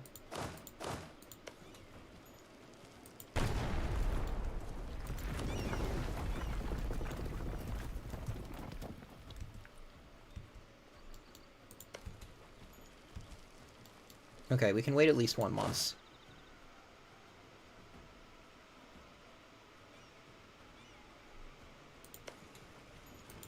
Yeah, because we have one 14k stack, one here, one 13k stack. 14, 13 is like 27, 23, yeah, that's their whole army.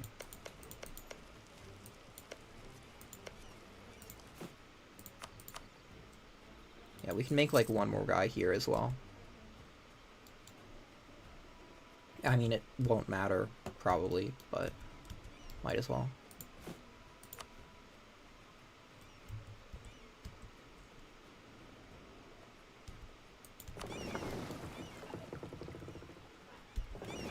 Okay, and we can also, like, blockade a bit. I don't know where the Ottoman Navy is.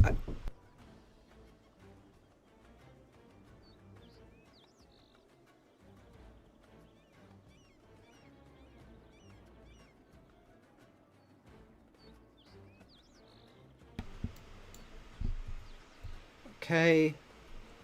And this is probably, yeah, optimal.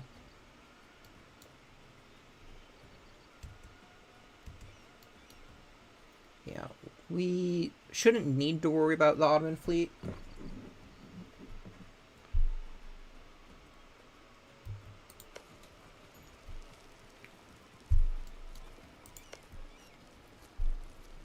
Yeah, I'd like to assault, like, in 1 month. I should have sent this back to Constantinople for the month's take. This is my mistake.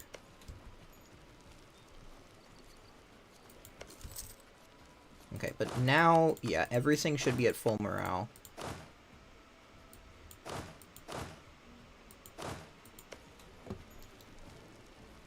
Definitely don't want to wait for a fight with the Ottomans. I think I need to assault now. We have 25k, 10% discipline. Okay, so it's 1 and 2 that are taking damage. What's the fort look like? Okay, that's not great that we're taking more morale damage. Okay, they were taking more morale damage. We just had lower starting morale. We should win then. Because this should hopefully be determined by morale and not troop number, but I'm also losing like 1k a day, so maybe it will be determined by troop number.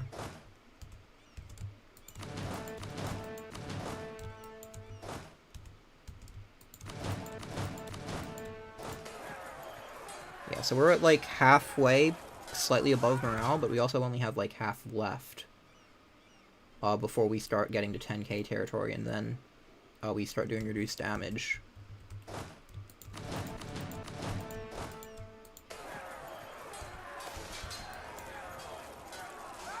Definitely the morale of armies. That might help slightly. 5k left. They are mostly dead, but only 3k left. Okay, less than 2k left. Okay, 1.5k left. We should barely do this. Yeah, we should do this. Okay. Yeah, we had 1k left before we would start doing reduced damage, and then everything would start collapsing. Okay, we won the war, basically. I know that sounds a bit premature to say, but that's basically how it works. Let's see.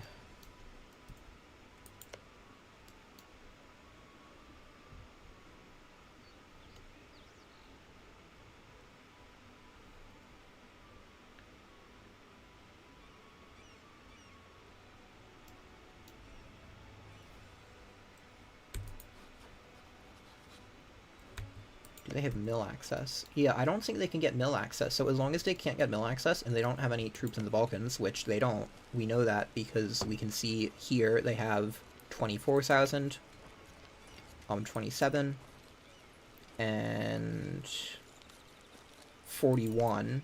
So at least there's 11k somewhere, but I highly doubt it's in the Balkans. Like last I checked, it was all in Anatolia. So what we can do is I don't think we can sell ships while at war. Even to someone else at war. Yeah, sad. Okay. We can use the cogs to go blockade more. And the main Ottoman fleet is here. So we can send a few galleys to keep on doing it here. We can send a few cogs over here to help blockade. And maybe one cog over here. And then hopefully we blockade everything. And we're going to delete all the mercenary companies, basically. Well, actually, maybe not yet. We want to ensure we get first occupation, because Kandar might try to cross. Yeah, so we want to make sure we have all the occupations here, otherwise it could be annoying. It's not a huge deal, but there's no reason to make that a possibility. Okay. I'm going to tell Athens to go here. Wait, no, Athens should go here. And Maria here. Hopefully that gets them sieging some stuff. We want occupation of the forts.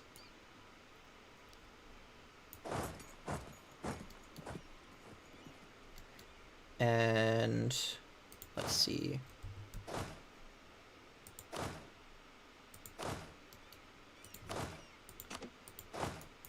As long as we have one on Adurne, that should be enough. And then we can split off Hadjuks. That can take this. Palace Guard can take here.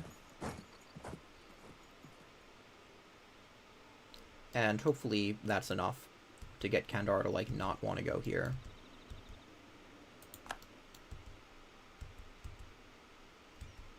Oh, and we have another soldier incoming. Okay.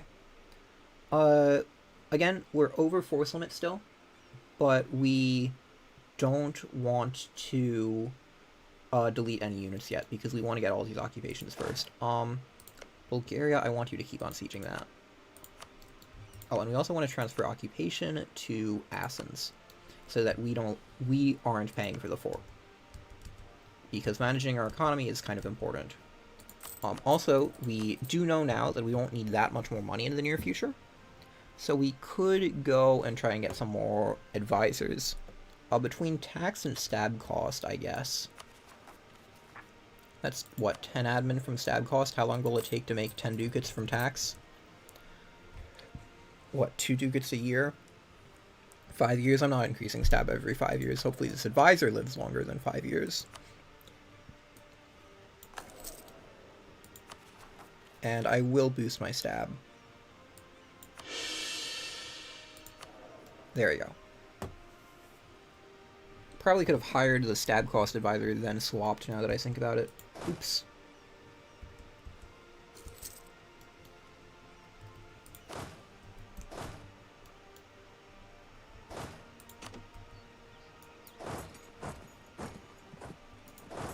And let's go here.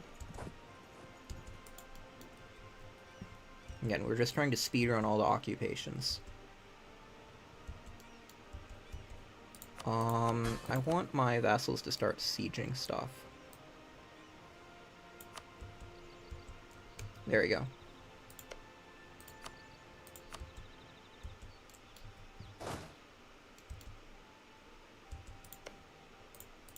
Bulgaria, you take that.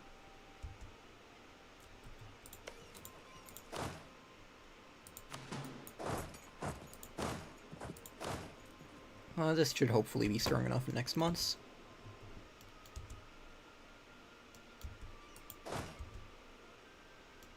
And again, we want the provinces first. We just want to secure ownership of the sieges on the forts first, but we don't need enough to actually siege the forts for a while.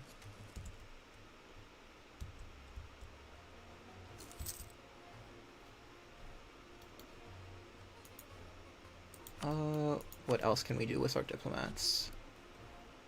More improved relations, I guess. Might come in handy. I'll send this guy up here.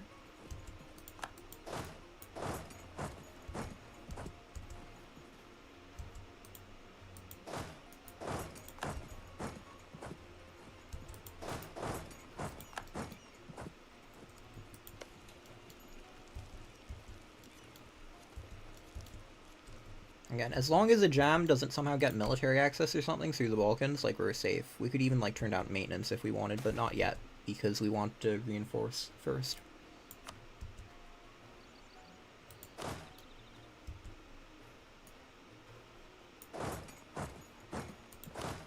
I guess I can send this guy down here and siege with that. And have Bulgaria siege that. And this is all looking good.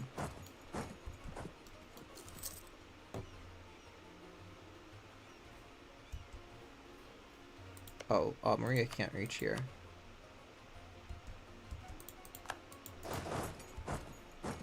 Okay, yeah, they can go help Athens with the fort. I prefer my subjects handle the forts because they have high attrition.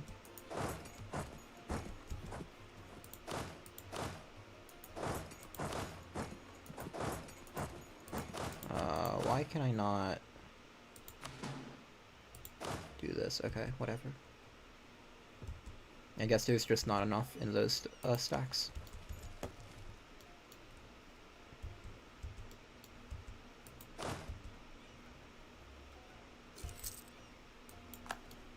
Now, how's our eco looking? Not great.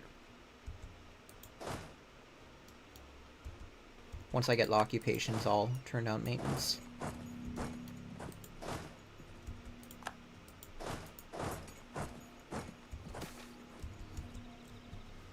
We definitely don't want Orhan to appear with the rebel stack because they'll appear on the capital, and we want the capital.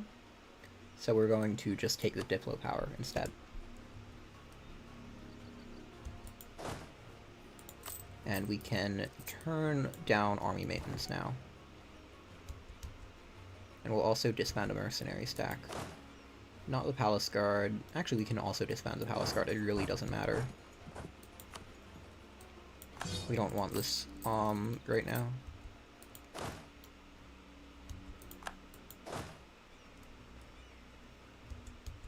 Yeah, I'll siege one more province with these guys, then disband them. Same with Hajdukes.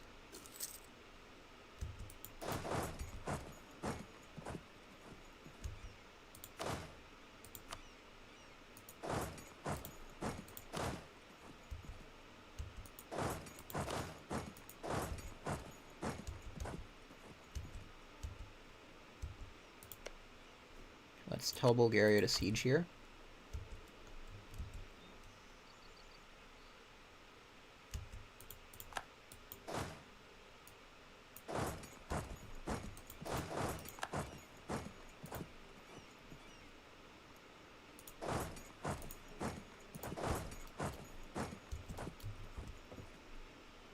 And the beautiful efficiency here is just marvelous.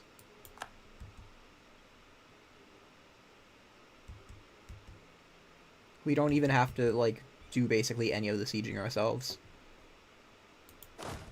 We can get rid of these guys. And now we're barely losing money. We can even turn off the fort in Constantinople if we really want to. We just have naval supremacy, so nothing matters. We also want these to be our occupations because they make a bit of money. We should be getting a fair bit of money now. We can even turn on Protect Trade.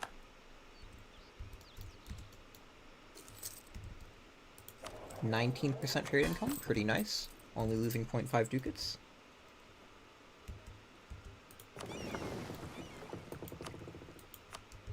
Okay, with 2 extra galleys, I feel fairly comfortable mossballing our Carrack. That should help our naval maintenance. Yeah, it goes from 2.67 to 1.9. Cool. And we are earning a profit.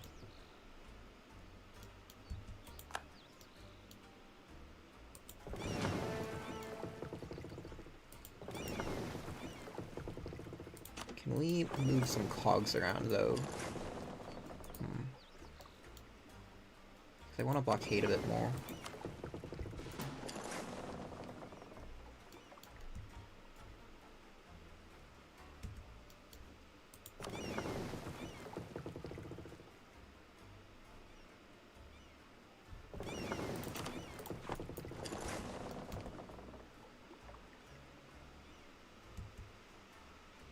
I can probably get away with moving these guys. There we go.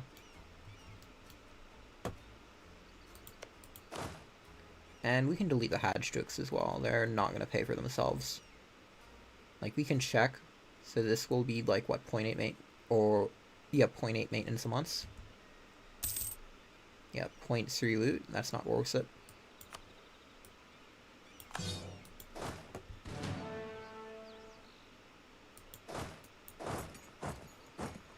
We can go to, say... Actually, we can just keep on looting here for a bit. Okay, now they're going to be disloyal, though. So we do need to make some normal soldiers.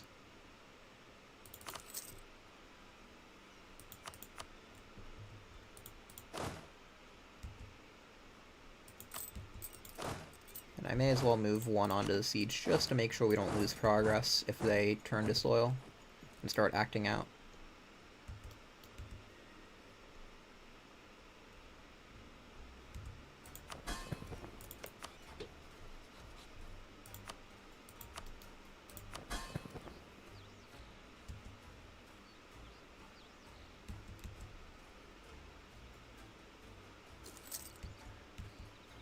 Okay, they should be loyal again fairly soon. And let's start improving with Assens. There you go.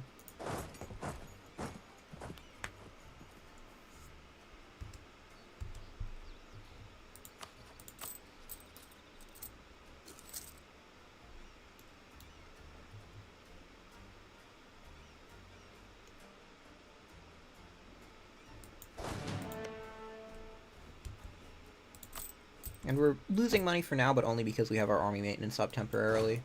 Once we get back up to force limit, we'll turn it off again and start making money again.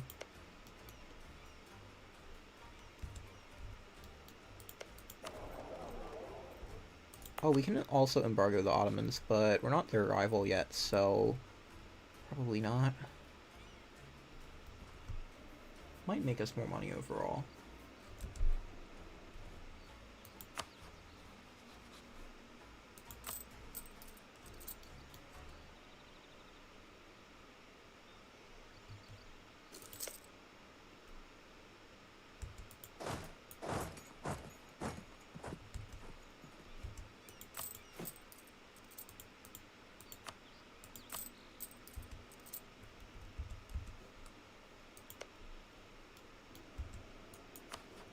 Now what would really be nice is if we could like rival Wallachia or something.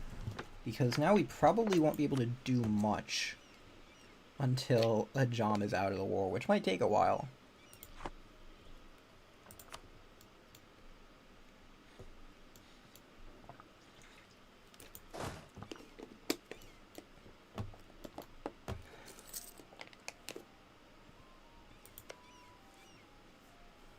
Okay. Now I can turn maintenance down, and we can start earning some money. And we'll notice, like, that even with, like, this very heavy micromanagement of the economy, we still only have 100 ducats right now. Okay, we're going to give this to Maria. Again, just so we don't have to pay for it, and we'll just start keeping all of our troops in one province to maximize loot.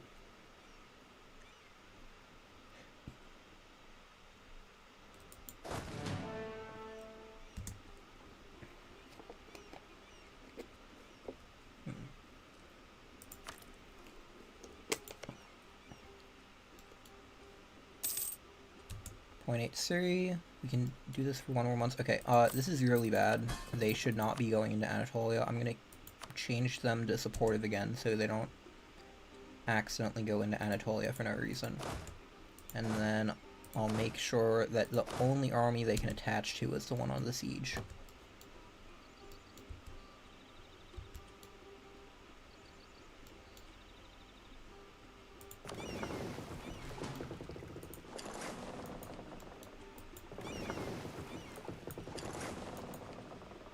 Okay, how many Athenian ships are here?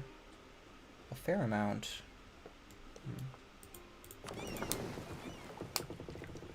Can I move, like, 1 cog over? No, I guess we can't get a full blockade then. I mean, we could, but I'd have to take my heavy out, which I don't want to do.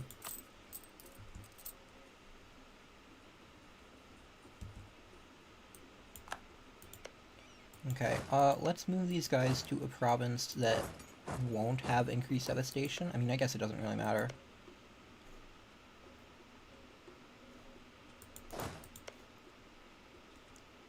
Yeah. Because there's a fort here, so the devastation will be gone fairly quickly. Now we can move our armies onto another province because the loot is running out here. So we're basically just keeping our economy functional here by continuously looting the Ottoman land.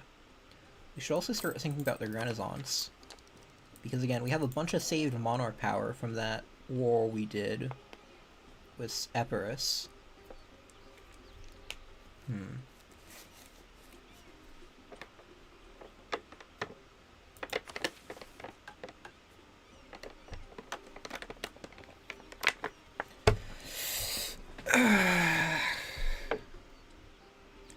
We want to be thinking about who we can knowledge share with. I wonder if the game will tell us.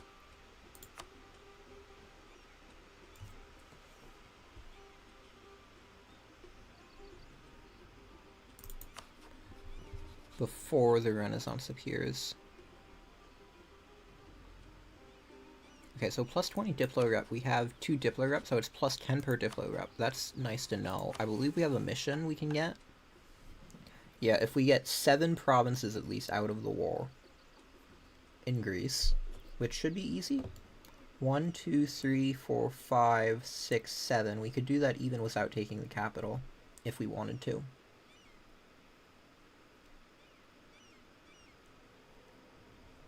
Okay.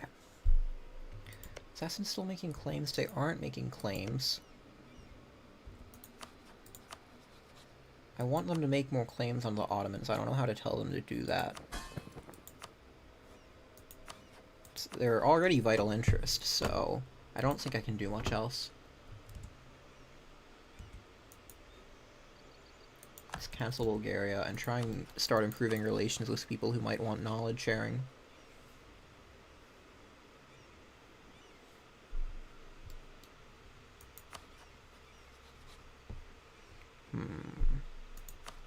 Why would Austria not accept it? Neutral attitude. Isn't allied.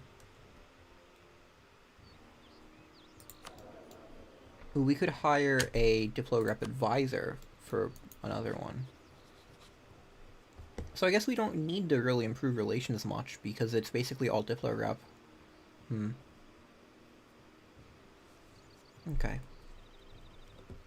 I guess I'll just improve relations a bit in hopes that they flip friendly. Because that will always be helpful. We won't need to hire a Diplo Rep advisor. Again, we're not allowed to ally any of these people. We'd just be taking their money from knowledge sharing.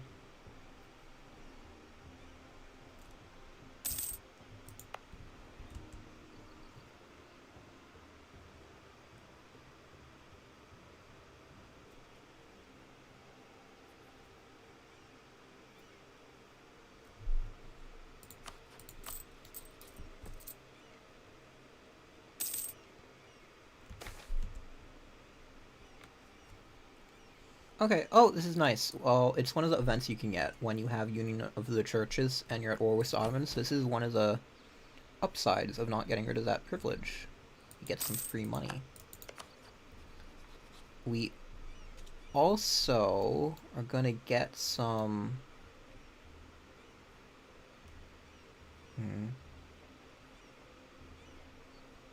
Defender against Hungary. Yeah, we might want to break alliance with some of these people. Because we may not be able to, you know, defend Trebizond from someone. I mean, no one can attack Trebizond right now. Oh, right. I need to improve relations with Georgia for the royal marriage.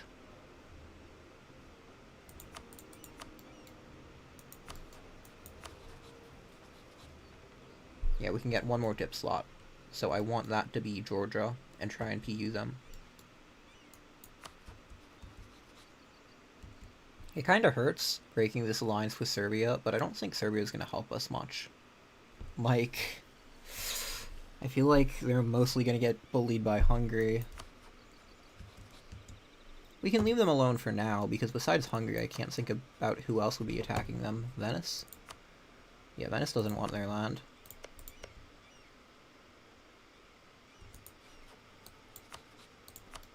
Yeah, so we should be fine for now. Trebizond might be a bit trickier. But who are they going to be attacked by? Not the Ottomans. We can break their alliance, like, later, I suppose. Wow. Trebizond would accept a call to arms, but we need to promise them land, so not happening.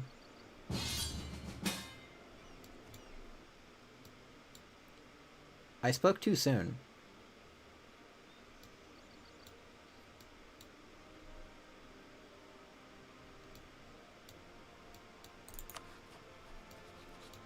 Okay, we're fighting Albania.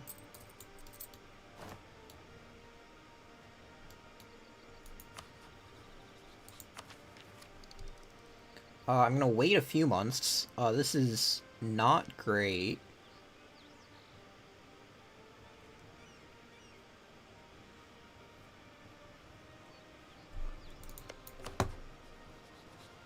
At war with Albania?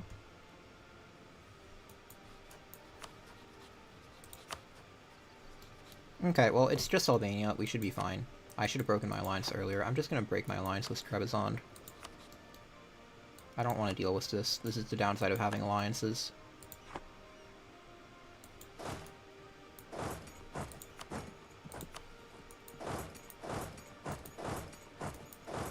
Okay, so we have like 3 months until... Okay, so July, August, September. So we need to accept this like at the beginning of September. When do we get our tech? January. We'll live.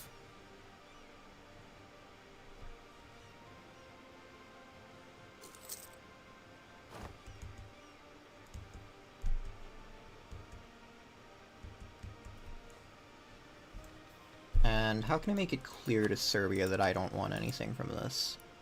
I don't think they will give me anything, but I don't want them to accidentally give me land.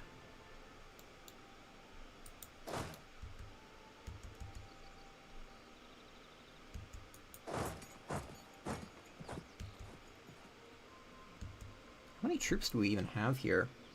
2,000, 3,000, 3,000? 8,000 subject troops, so 9,000 total. Wow, that's cool.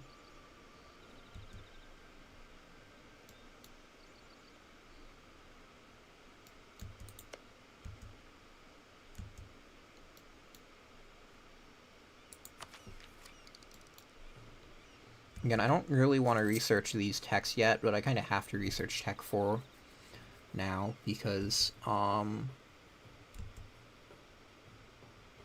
what is it?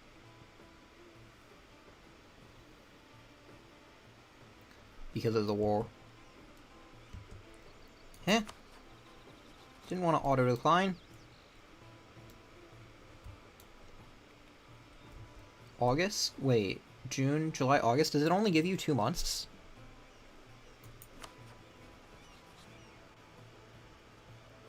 What?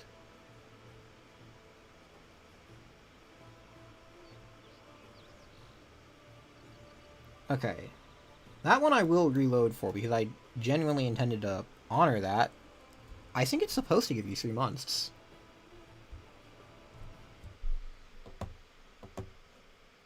Okay, I'm going to reboot EU4. This is like my one save scum this run.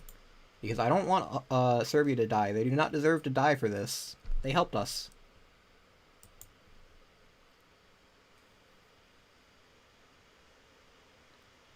This is kinda stupid.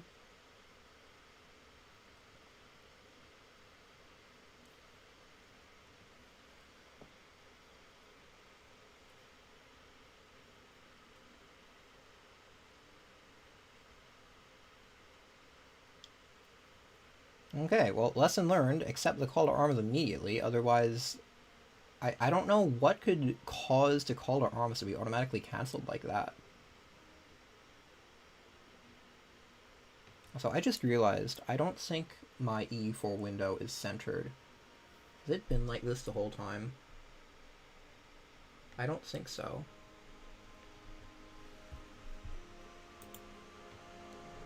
I'll check. I have like 1 hour left.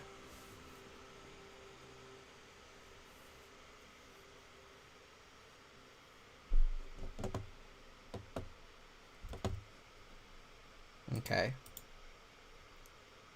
June, yep, that should be plenty. I'm not gonna, like, break my alliance with Serbia or anything, I just want to accept the call to arms. I'm not sure why I can't do that.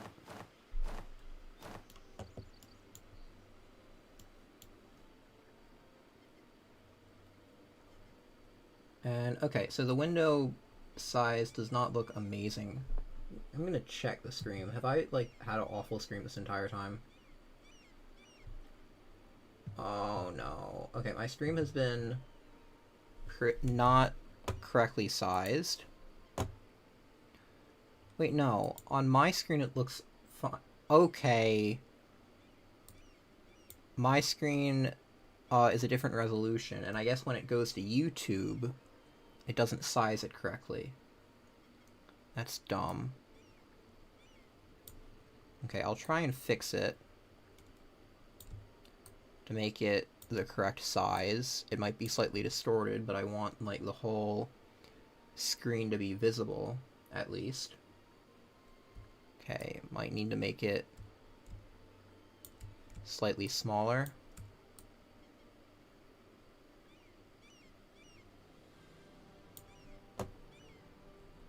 This feels like it might be too small.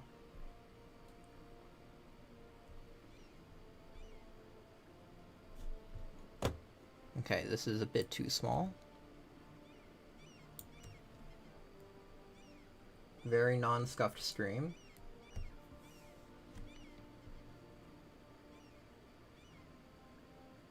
And I'm gonna wait for it to resize properly.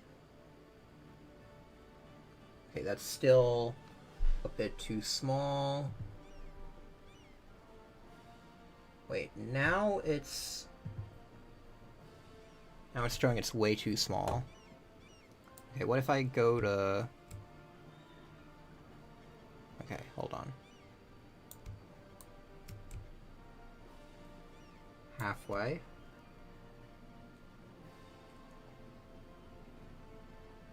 Let's see.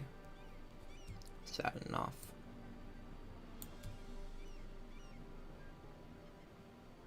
Okay, so apparently the stream was correctly sized from the first place. Okay, the stream was fine to begin with. It just looked weird in the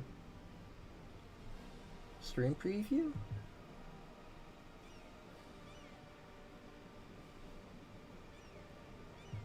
What is going on?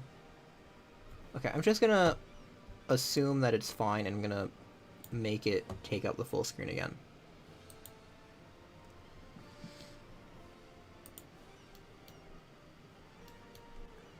Okay. Alright, we need to reassign diplomats, Athens, and Austria. Okay. Hopefully the stream is fine now.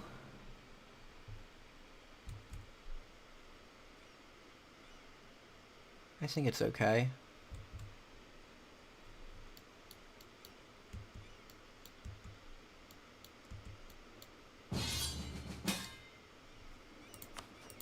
Okay, so we wait 1 month, then accept. We do not wait 2 months, because it gets automatically cancelled for some reason.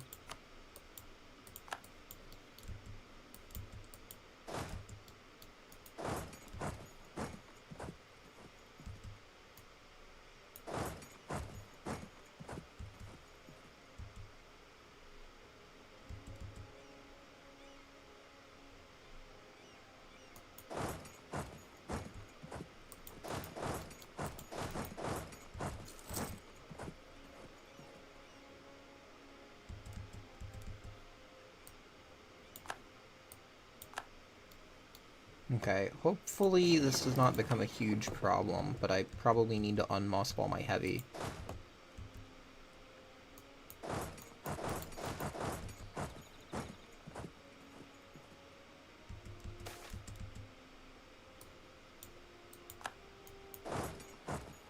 And we can have our allies lead the way.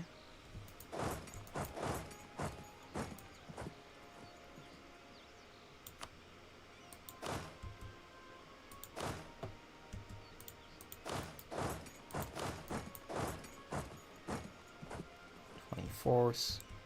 I don't love going into a battle with Albania for no good reason, but whatever.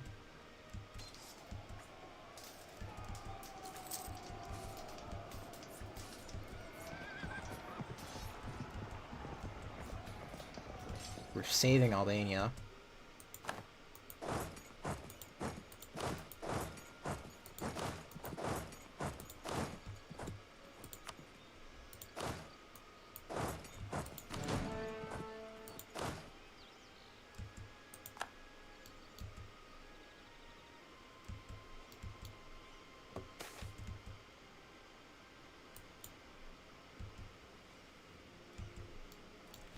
Sorry, not saving Albania. We're saving Serbia from Albania. We don't need local defensiveness in Constantinople, so...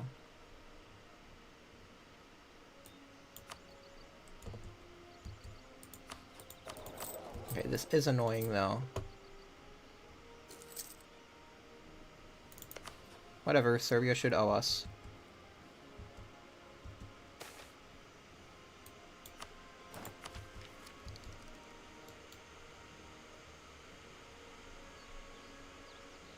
I did not expect Albania, of all countries, to be the one to declare on Serbia.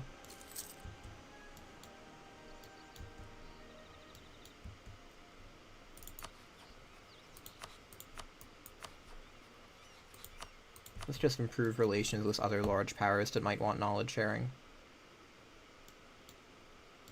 I can't really blockade the coast here, though.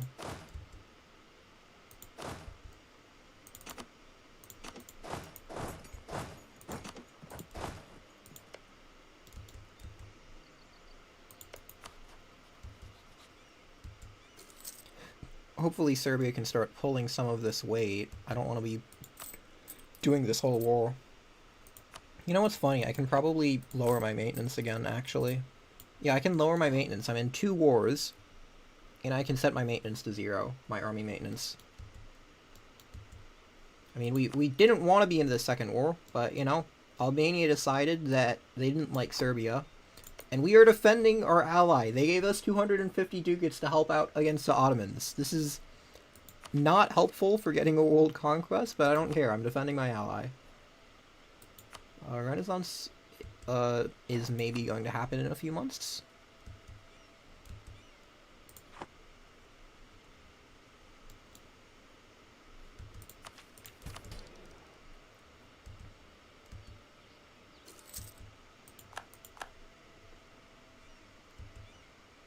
There we go. Serbia might finally help. 96% war participation. Serbia has 3%? What did Serbia even do so far? I don't think Serbia did anything.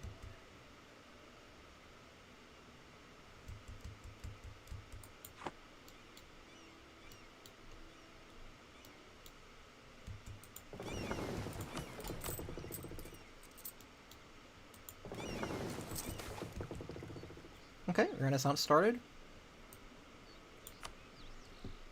Again, I want 20 more prestige from somewhere. Maybe this war will help me get more prestige.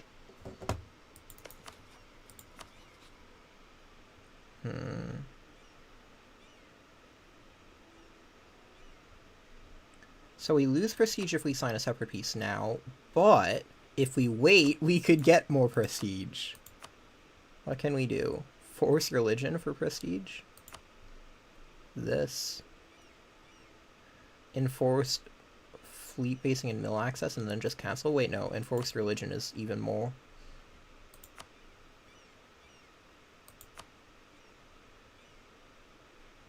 Okay, this is the war deal I'm probably going to send to Albania. And this will give us, what's 25 minus 7? It's like 18. Yeah, this should give us 18 prestige. So I didn't expect this war to do anything useful for us, but it seems like it will.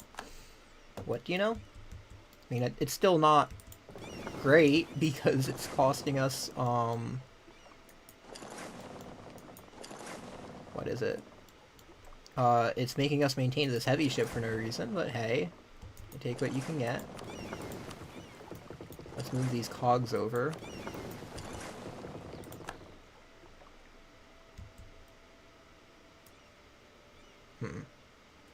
Still not enough for a full blockade, wow.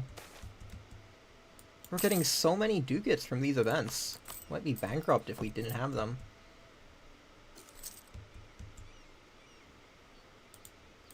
This siege is gonna take a while, though. You have the siege guy on the siege that does not need him very much.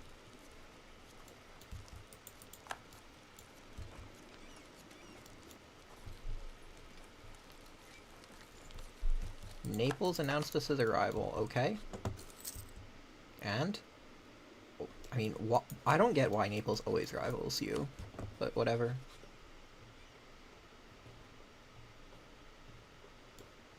I should probably start developing soon. I just want to wait for the Emporoi to not be disloyal. Oh, we lost our admiral. We probably need to hire a new one. We don't want to be without an admiral. Wow, this is a useless admiral.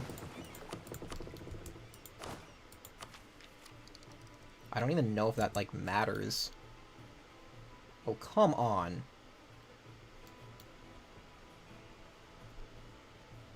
You are surely not going to get a free Crimea as a march in this war.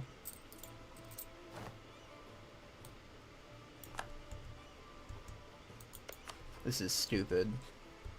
Will they, like, join the war? They must, right? Oh, it's a tributary state? Okay, maybe that means they won't join the war. Okay, maybe I can turn my army maintenance back down and not go bankrupt.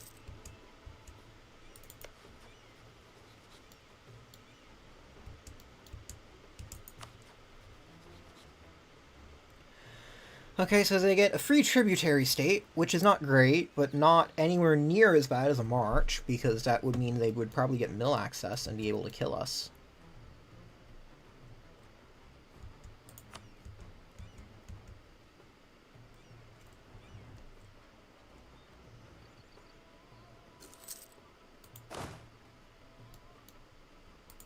So we have occupation of both of the sieges, which is very important, because we can get some free prestige out of it now.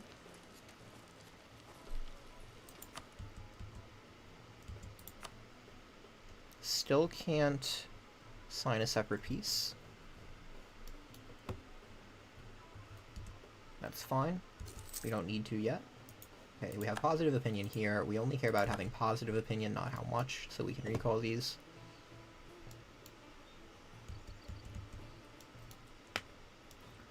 What else can we do that's useful? Athens still isn't at max.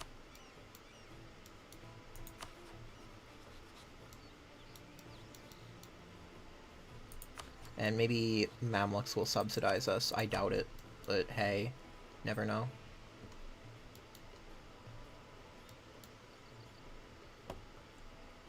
Actually, what's more likely than Mamluk subsidizing us is... Oh, come on! Trade efficiency?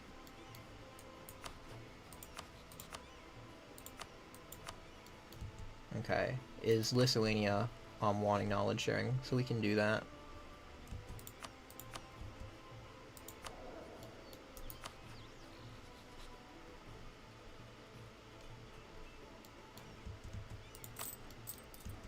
How much war exhaustion do we have? Not much. Okay.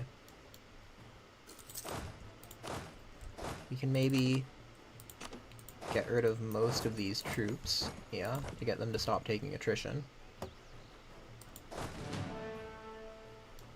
I don't think it matters war score participation-wise.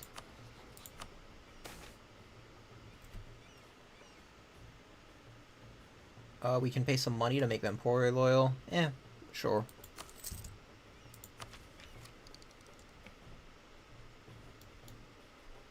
Okay.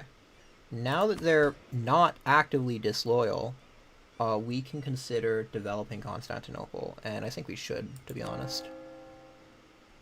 Actually, we can wait, what, 1 or 2 more years?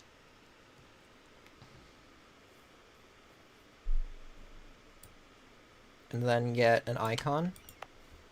No, we couldn't get an icon until it's 30 dev anyway, or an event. Well, may as well wait.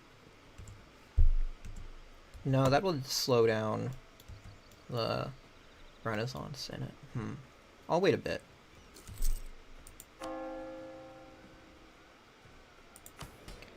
This is... Where are we getting this Patriarch Authority from?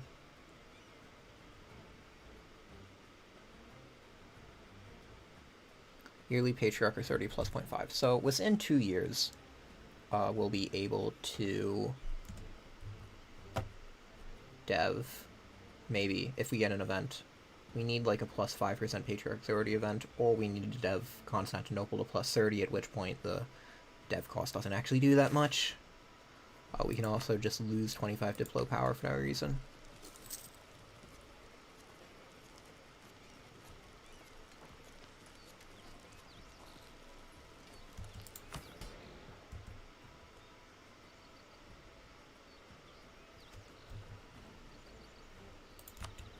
Now, hopefully we don't finish the sieges too quickly. Okay, awesome.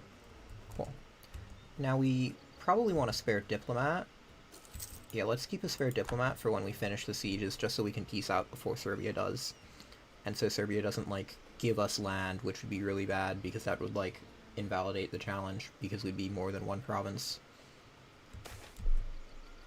Oh, come on, Constantinople. Why don't you make better crystal? Why do people not want your crystal?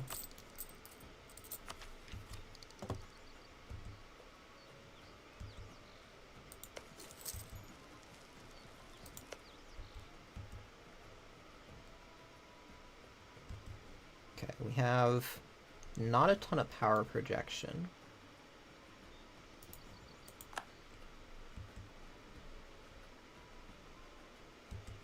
Okay, we won 1 siege. Let's try and get our fleets a bit closer together.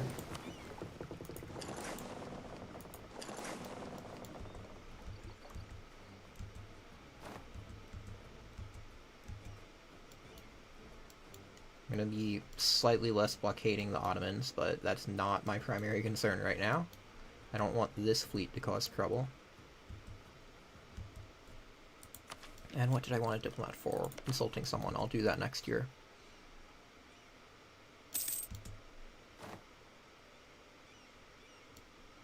Huh? Why did they make peace before getting the last...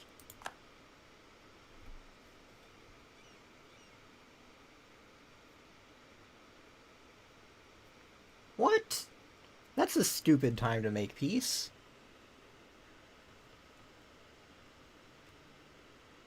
Well, I guess I get some money. I don't get anywhere near the prestige I wanted. I guess I should have, like, taken prestige first? I wasn't expecting them to peace out immediately. Well, that's kind of dumb.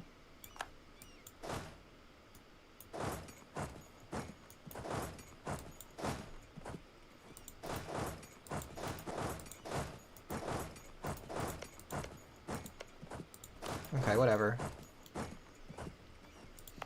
Oh, and we need to stop paying for this fort in Constantinople.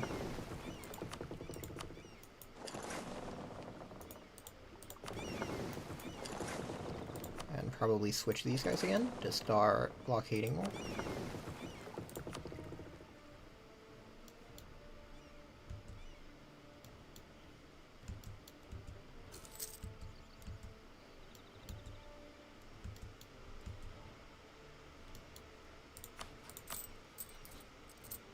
Definitely not what I wanted. That was not worth it. Not worth much of anything.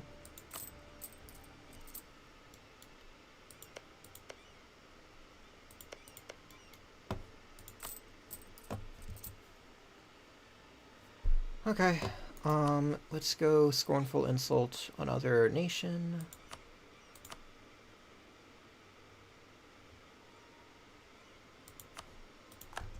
And hopefully I can just get prestige from somewhere. I don't know where exactly I'll get it. Hopefully an event. Because I really need some prestige.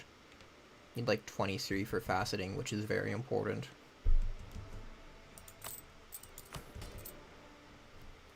I get 1 yearly. Can I get 23 from the peace deal? No way. Yeah, 14. I'm still like 10 short. I need like 1 good event. Okay. Or I need a war.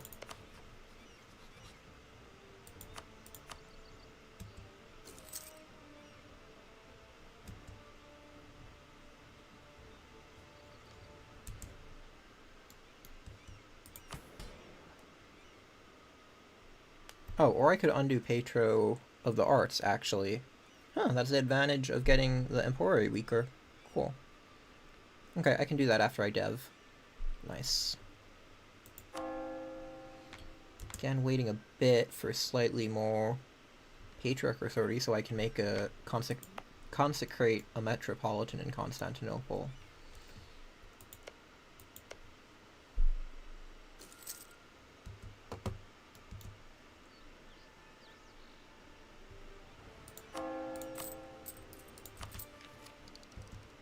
I'm not investing in any text right now. Venice is usually slowed in Miltech 4, and that's really the only threat early game besides Ottomans. So you don't actually need to speedrun Miltech 4.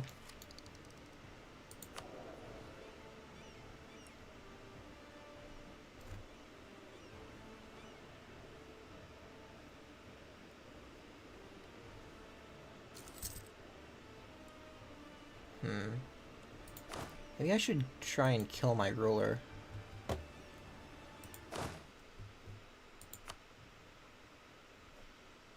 Yeah, let's try and kill the ruler.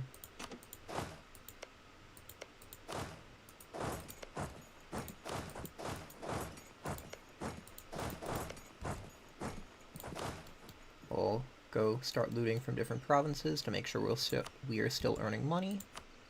We can just drill these units. Oh, I need to be in my own territory. Can I drill in my subjects' land?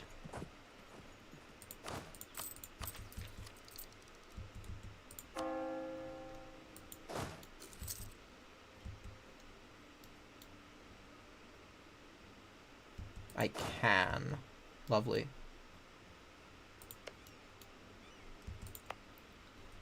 There probably isn't a reason to put off deving, at least not until 30 dev. Yeah. I should just dev up to 30 as soon as possible. Not really gonna get it cheaper. Burgers aren't mad, which is better than average.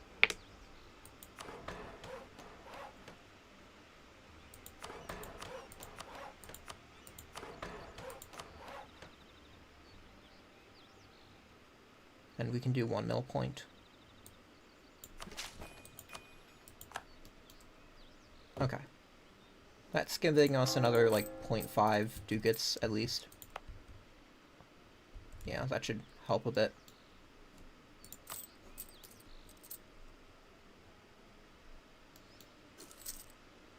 I think that's also an age objective, yeah. Probably should have done that a bit ago, but whatever.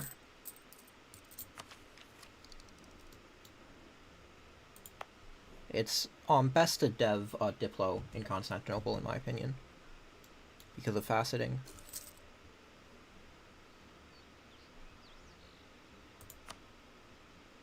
The Jam still has super high war score. Okay. We're gonna be sitting here for a while. We're just gonna dissolve the alliance here before anything else happens, I think. We do have a lot of favors. Maybe I can get money. I doubt it. I can get money? Wow.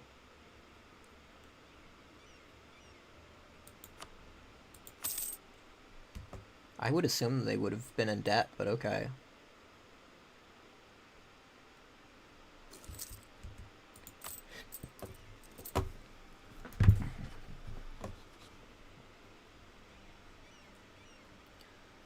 I guess I'll just do trust as well, so that I can get an alliance later.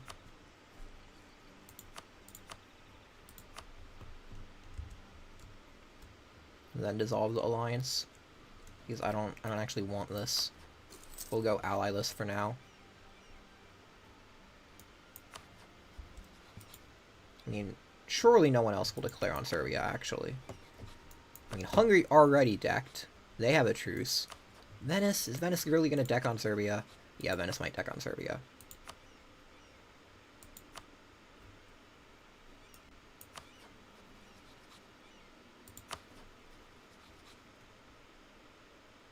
What? No, their leader died. Come Nemos. Wow, Georgia. Okay, Georgia. That's interesting. Defender against QQ, that's probably dead. You don't need a diplomat here.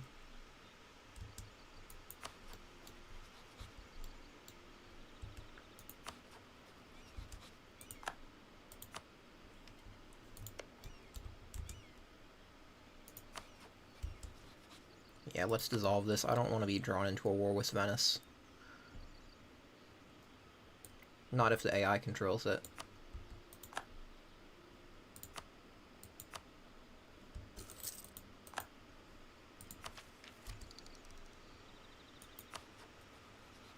Okay, Venice got Miltech 4. We probably need to mirror that to not get decked on.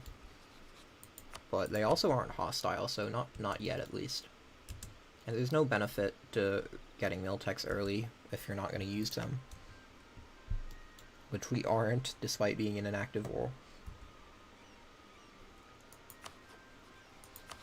Oh, I can start currying favors with a vassal. Okay, more money. Always nice. Let's steal more money from the Ottomans.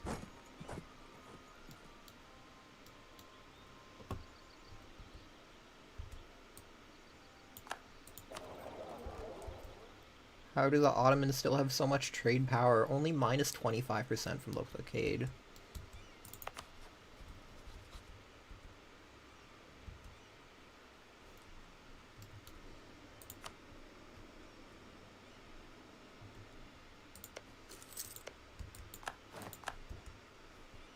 Tunis is no longer a valid rival. Oh, they're too strong. That's why I don't get extra power projection. Sad.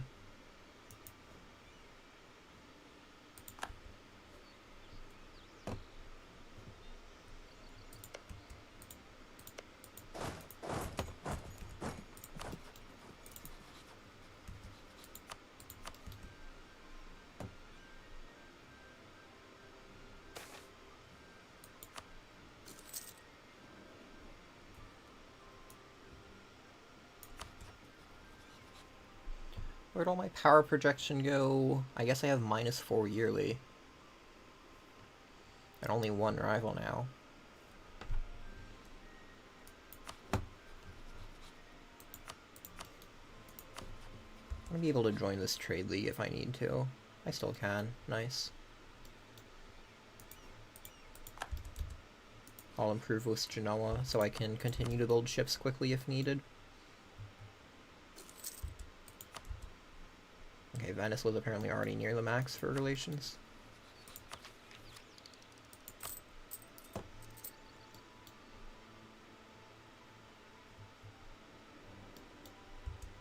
What can I do with this diplomat?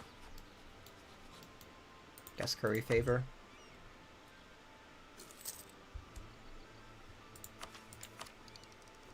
44% towards Renaissance.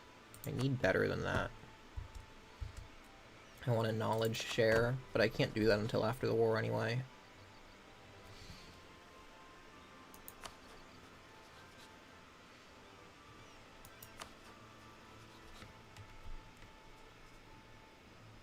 Okay, so I could probably knowledge share with any of these guys, actually. Who has the highest income?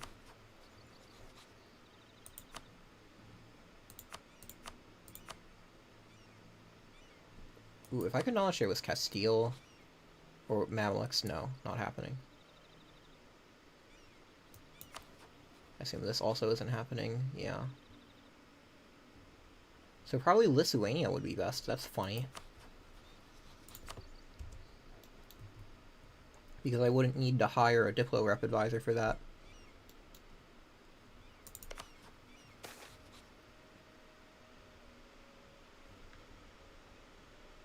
Okay, cool. We got another Patriarch sorority. So we can go we don't even need to consecrate a Metropolitan. I guess we could have waited on deving then. Construction dev cost. And now we can dev slightly cheaper. I think not waiting was still correct, though. I want to turn the music slightly up. Let's get some better music. There we go. Now, there shouldn't be any more reason to wait on deving, I don't think. We're not really going to get much better than this.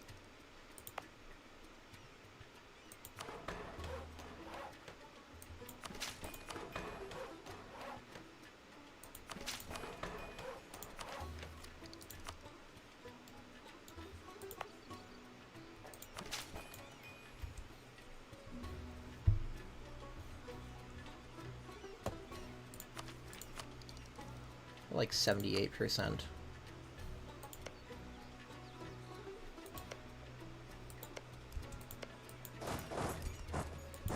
Again, we're just looting the Ottomans dry. Want to steal as much money for us and our vassals as we can. Do they have loans? No, cool.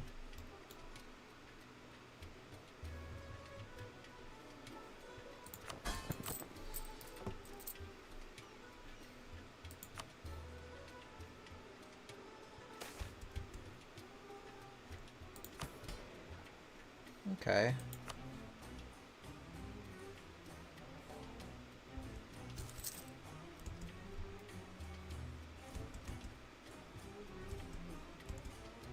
Again, I probably want to revoke Patronage of the Arts as soon as I'm done deving Renaissance, so that I can get slightly more, what's it called?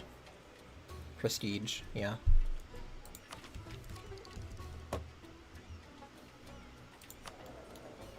Also may as well take Miltech now. Probably. Yeah, don't want to get randomly decked on for no reason.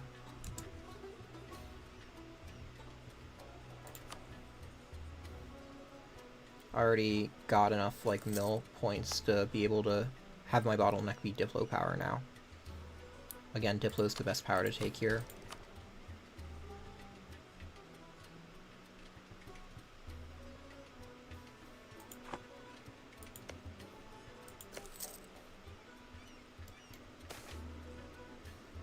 Okay, this is an event. So, both options in this event kind of suck. Well, all three options suck. You have three options for this. Oh, this means I can't get prestige if I click that option.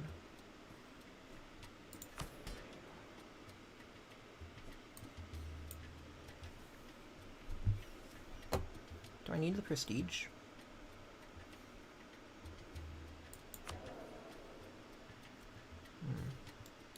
Maybe I want the prestige.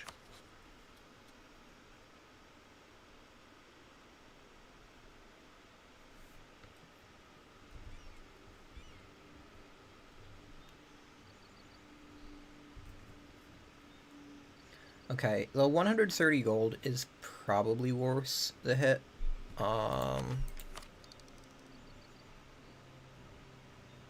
Because that's a lot of money. Trouble is, it makes them poor or disloyal. That means we can't revoke patronage of the arts later for the 10 prestige. So the question is, would we rather have 10 prestige or 130 ducats? Probably 130 ducats, because we should be able to get prestige in a war against, say, Wallachia. Yeah, we can probably do a war against Wallachia.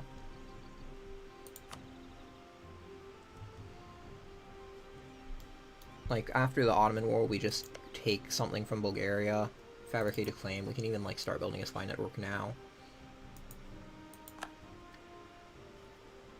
This is unfortunate because it will make deving more expensive, but we need the money, and we definitely don't want to do this one. I mean, we could do that one, but, like, doesn't seem great. Surely that isn't worth 250 ducats.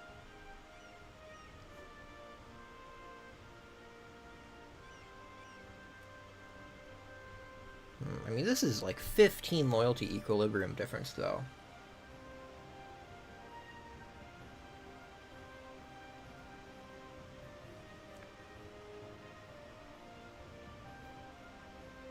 But, like, what does 15 equilibrium difference really do?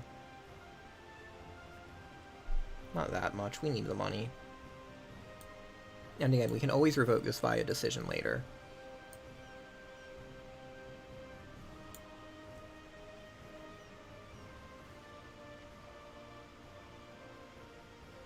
I just hate doing this.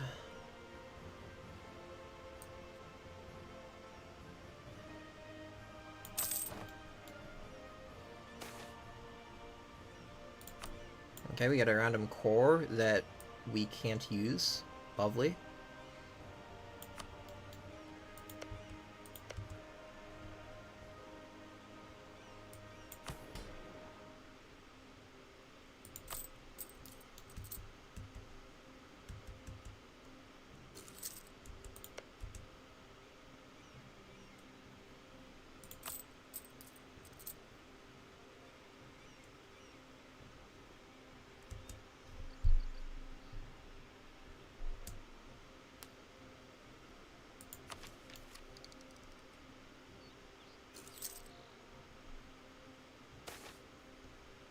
And we get more money. Okay.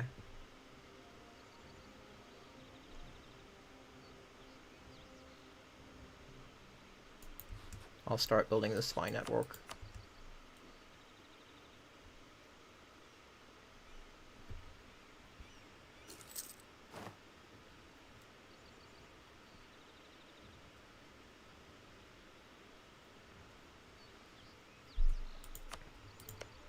It's funny how we still don't have max war score. This war is just so long. So long.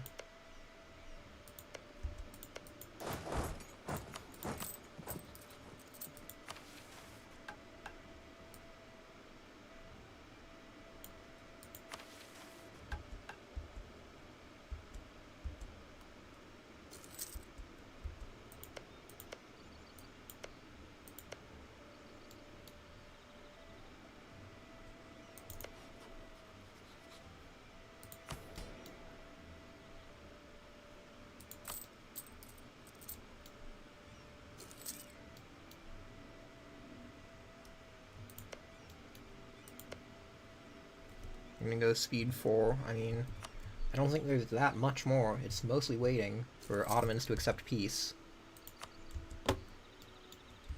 But Ajam is incredibly enthusiastic about this war, so we're gonna need to wait like a bit over 2 more years.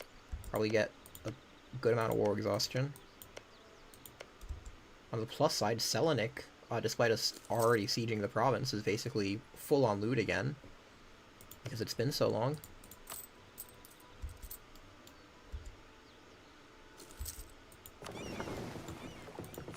I'm gonna stop locating this to Carrick. I don't think it's worth it. 7 versus... I have 8. As long as I have more galleys than they do, I think I'm fine. They don't have, like, any galleys here. Yeah, these are just light ships. So yeah, this should save from 2.4 to 1.7. Yeah, 0.7 ducats.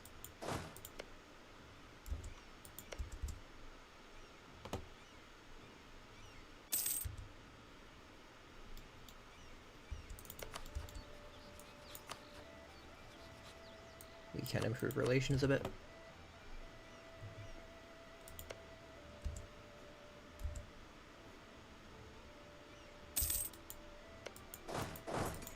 And hopefully our monarch dies soon. Like, this guy sucks. 6 skill.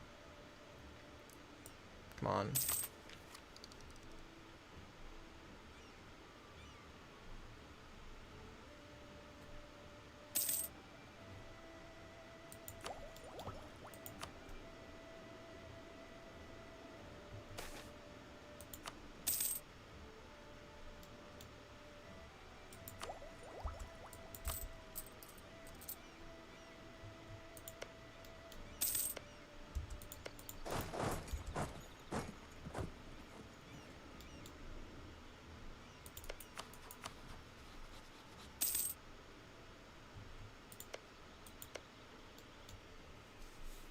These provinces are going to be so devastated, but whatever. Athens still has not made any more claims. Oh, I don't think you can make claims while at war, actually. That would be why.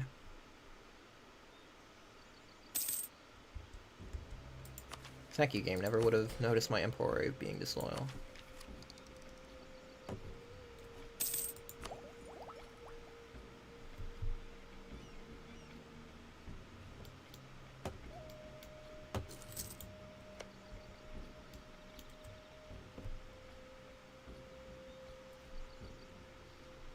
It's so worrying. They, like, almost have mill access. But not quite. Like, Ottomans are gonna be scary even after this war.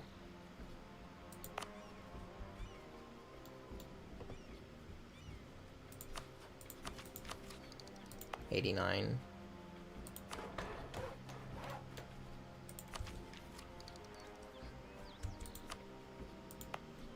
When will Renaissance spawn?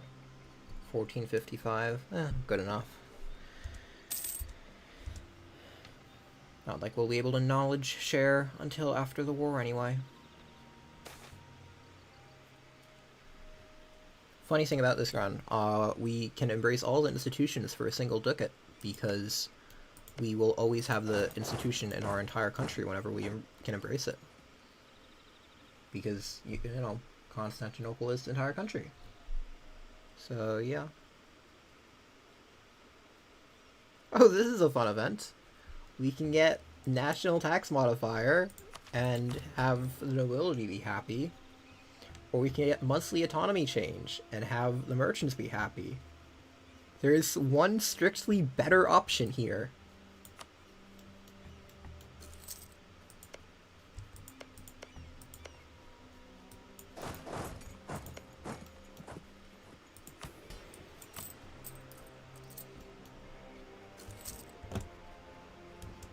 Okay, let's get rid of this before he gets discovered. Who's likely gonna succeed this guy? Still only 11% chance. So sad. This is a very inefficient use of a diplomat.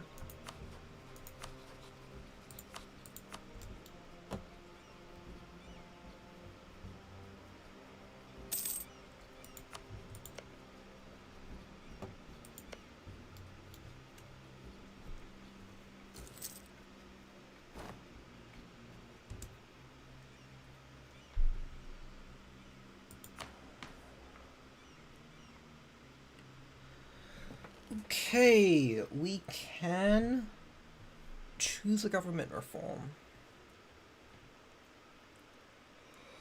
I feel like I won't. I don't know whether I want more paranoias or more tax. Well, okay, more paranoias are probably better.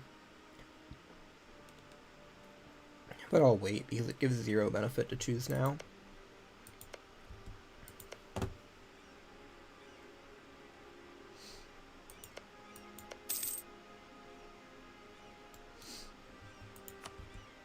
The Jom still won't make peace for another 8 months.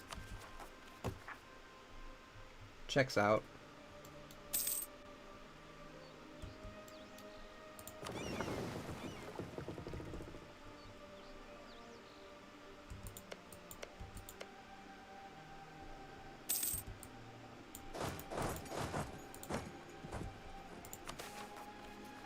More money, thank you.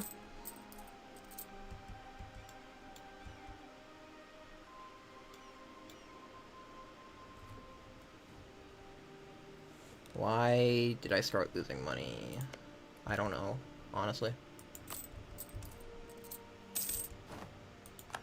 Yeah, we got Renaissance. Oh, we could embrace it immediately. I don't see why not. I mean, the Ottomans will get it slightly faster, but I want to try knowledge sharing slightly faster, too.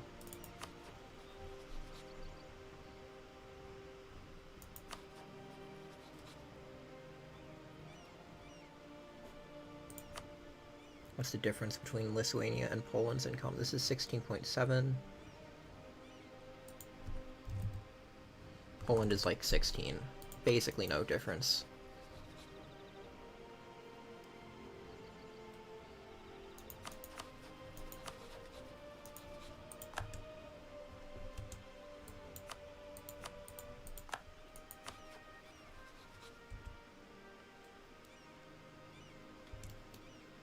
I just want this war to end. I'm losing so many monarch points from not having 50 power projection.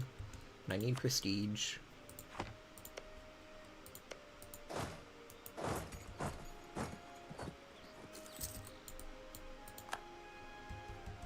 Did I at least eclipse Karaman? Okay, cool, that's some prestige.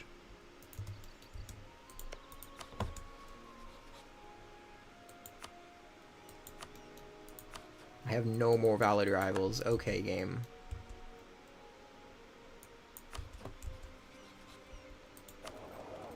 I'm just gonna see if this helps my economy. So 1.36 versus issue embargo.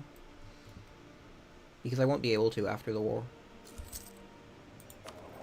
1.38, it's marginally a net benefit. Very, very marginal net benefit.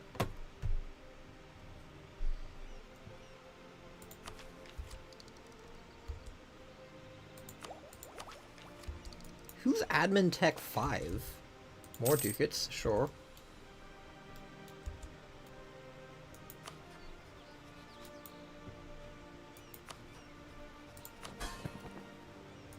Let's go improve relations a bit.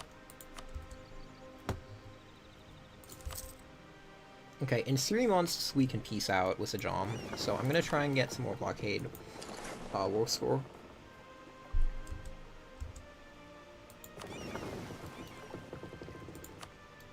Which might be slightly risky, but like, yeah, it might be slightly risky.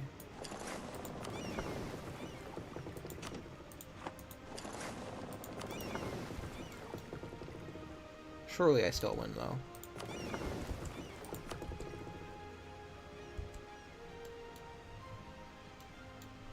Yeah, this is basically max blockade.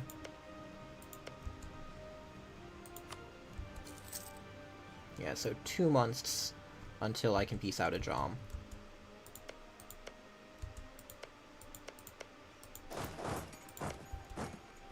Time to just sit on their capital with my vassals for a bit longer.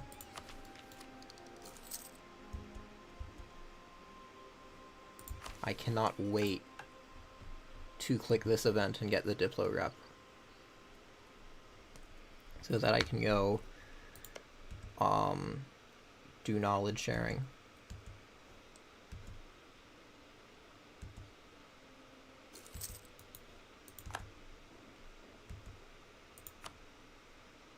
Okay, let's go. I can finally peace out a Jom.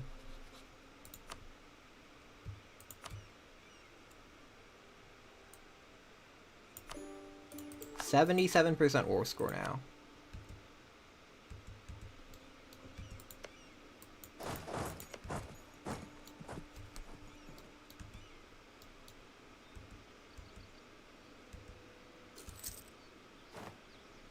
Okay, I'm not gonna get any more war score here.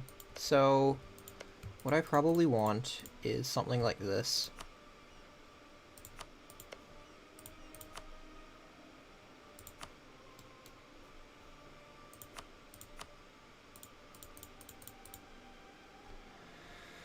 Okay, I'm not getting any money here, though. That's the issue.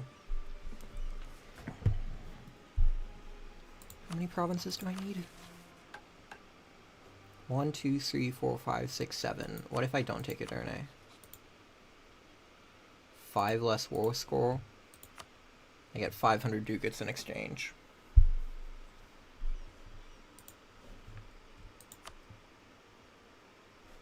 So I could get 200 ducats with that. Or 100. So it's really only a 100 ducat difference. Do I want the capital? I mean, not really. I don't think it does much.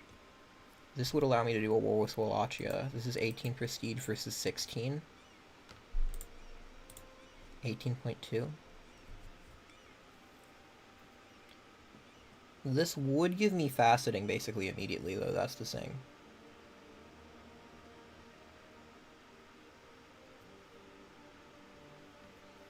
But I want to be able to fight Wallachia.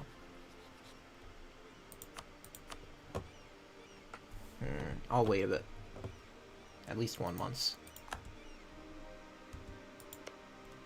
Alright, I need to change my occupation.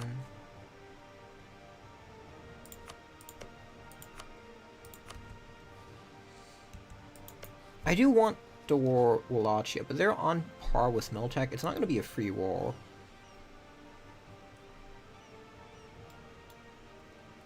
The question is instant faceting worth not having access to Silistre for like a Wallachia war? I think Silistre is a more valuable province than Edurne. Oh, I'm also like not taking into account that like this is going to Bulgaria.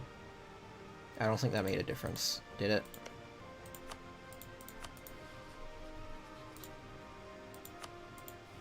It did not.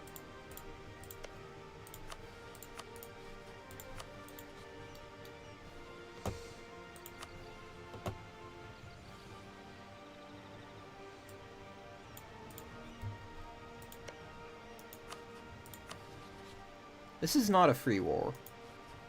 But I mean, it kind of is a free war. This is like 19k. I should have more than 19k available for this. And then from the Wallachia War, I could get stuff like more prestige for faceting. Let me double check the requirements. I need 7 provinces. 1, 2, 3, 4, 5, 6, 7.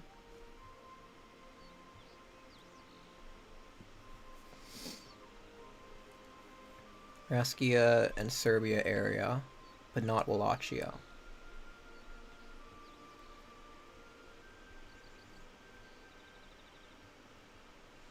Yeah, I think I want to go into Wallachia instantly after the Ottoman War. So I think I want to prepare for that, which means I need to start paying for my armies again, unfortunately.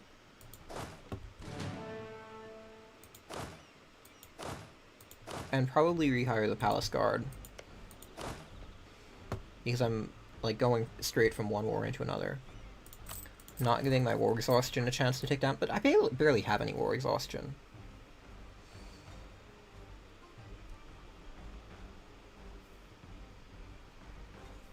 Wait, I won't be able to fabricate a claim on Wallachia anyway.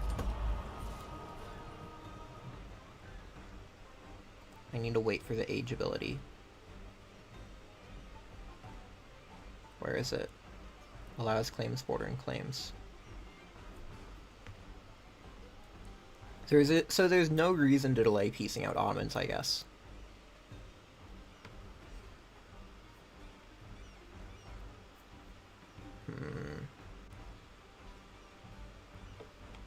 Do I get prestige? Oh wait, do I get prestige from this? I feel like I do. No, I get power projection. I need prestige, that's the thing.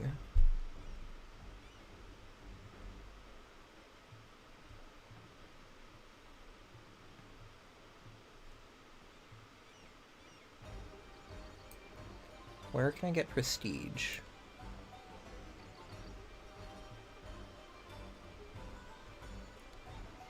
Okay, well, this would be a start.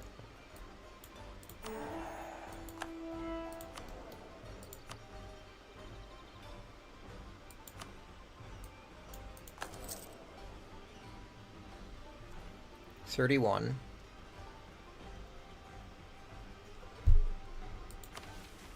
I get 5 prestige when I integrate a vassal, but I'm not going to do that for a bit.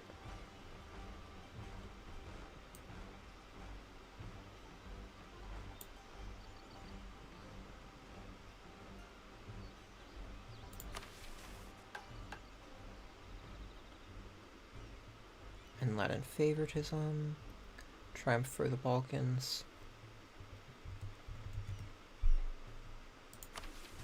There should be a prestige event somewhere. I feel like I remember there being a prestige event, like, from the First Ottoman War. I'm gonna go on the wiki.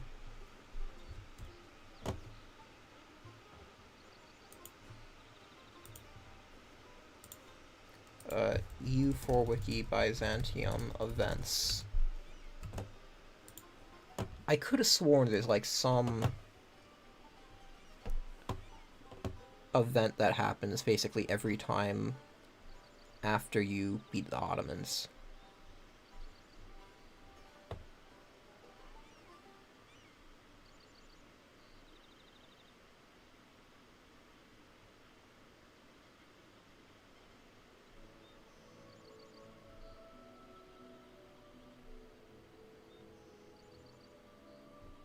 Yeah, I'm looking at the event text, and basically all of them require you to own provinces directly, which really sucks.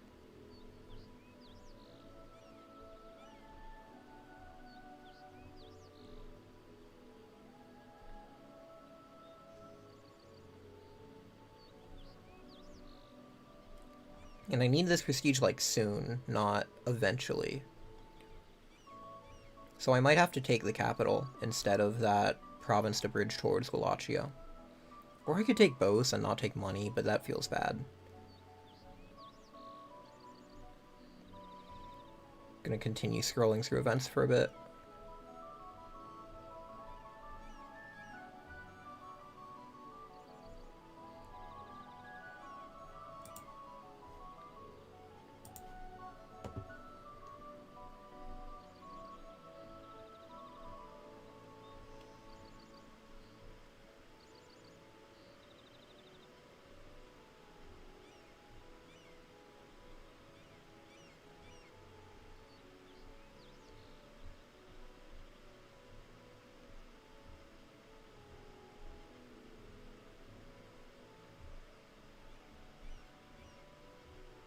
Yeah, I might just have to declare war on, like, some random rival. Which sucks.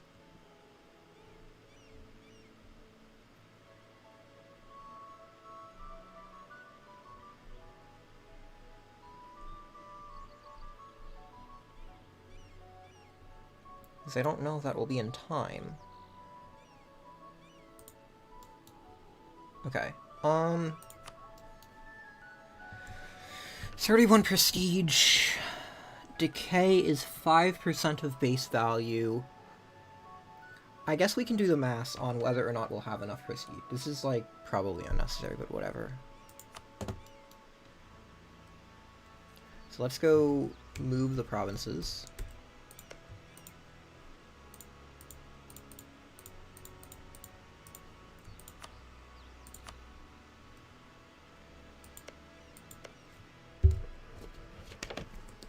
Again, I could take this province for a day. I guess I could mess up my... Oh, I could actually afford to mess up my crown land, maybe. Let's see how much it would mess it up. Probably a lot.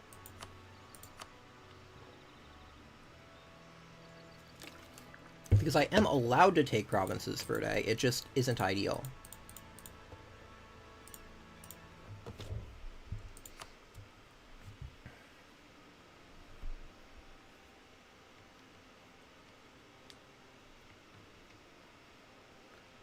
Why are the Ottomans just so annoying to deal with?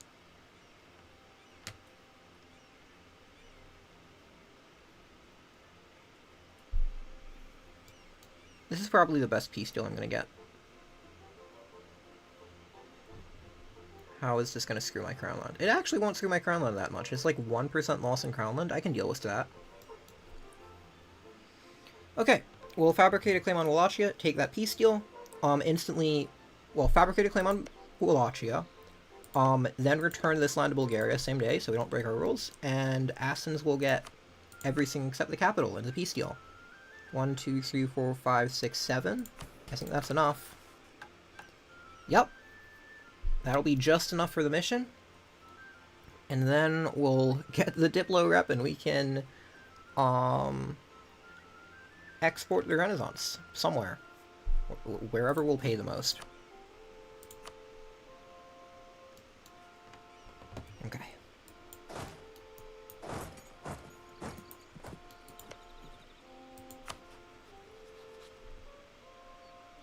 Okay, we need like 9 months, I think, maybe 8.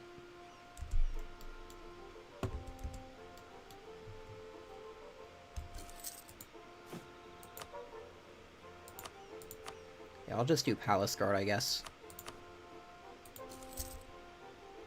In a few months. Oh, I should not be keeping this occupation pattern. This is correct. This is not correct. This needs to be mine. There we go.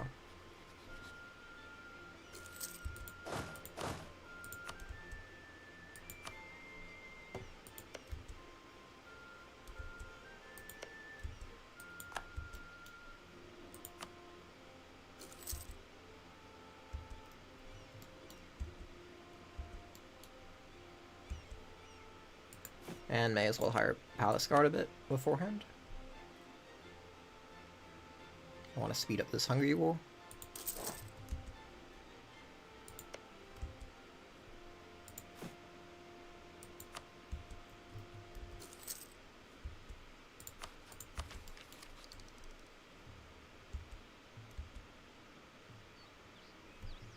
And then we don't need to be declaring on Wallachia immediately, but we probably want to. Yeah, we definitely want to for the prestige.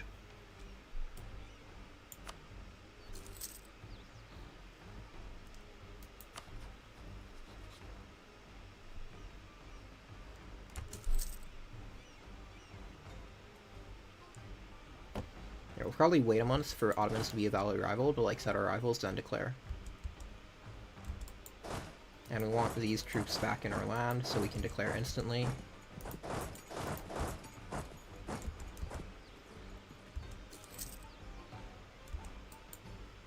Well, instantly next month.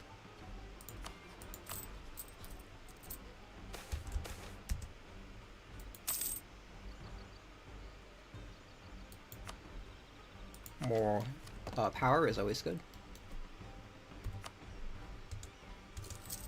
Okay. Now we can make peace.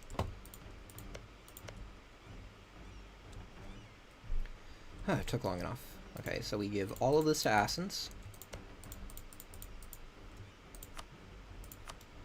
We'll take this for ourselves, and then give it to Bulgaria.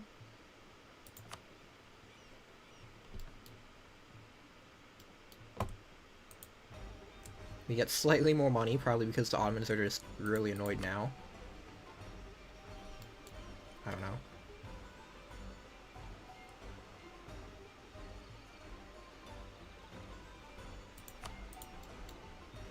I still wish we could get more money because 700 extra ducats would be really lovely. Maybe we should do that, but no. I mean, each province here has a point.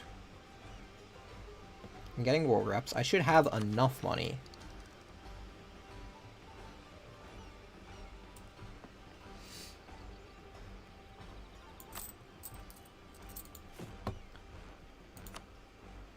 But I want faceting. That's more important than, like, some money. I can get money later. I'll have enough money. Okay. Can't think of anything else I need to do. Can I? I don't think so.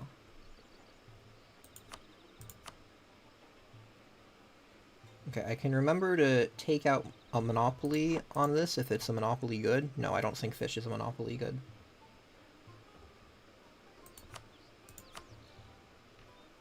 I can wait 4 days so we have the extra diplomat. I don't think that matters.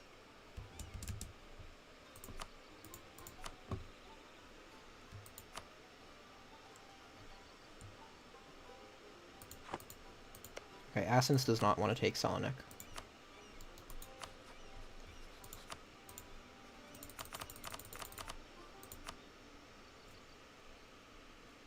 This will give us almost enough prestige.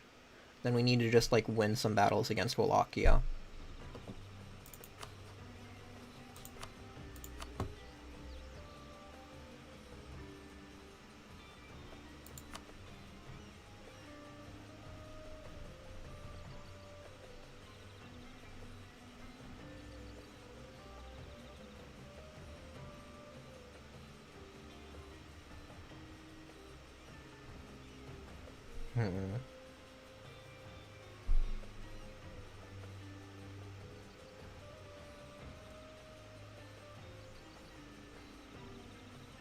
Still annoyed we can't take any more, but I guess the Ottomans are just too successful elsewhere. We do, unfortunately, spend 66 Diplo power. I guess it can't really be helped.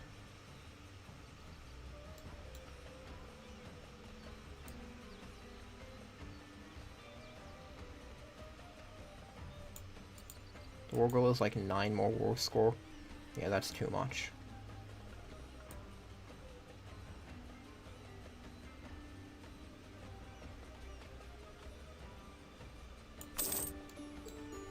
Okay, now we should be able to fabricate claim.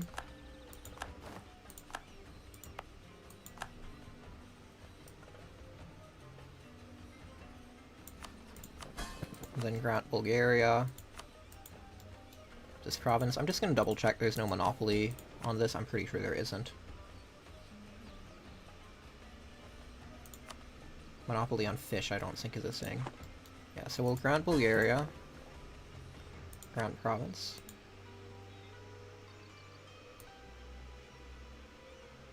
We did fabricate the claim, right? Yeah, so we have a CB now.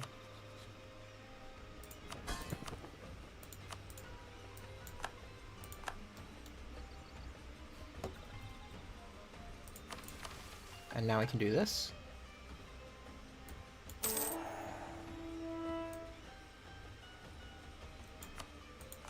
And now we should be able to knowledge share someone.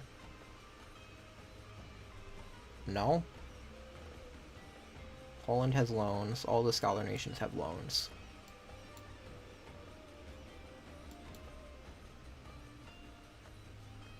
Okay.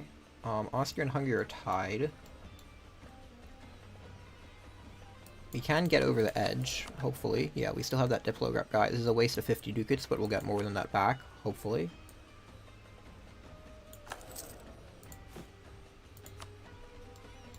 Okay, now we have a wide choice of people to knowledge share from.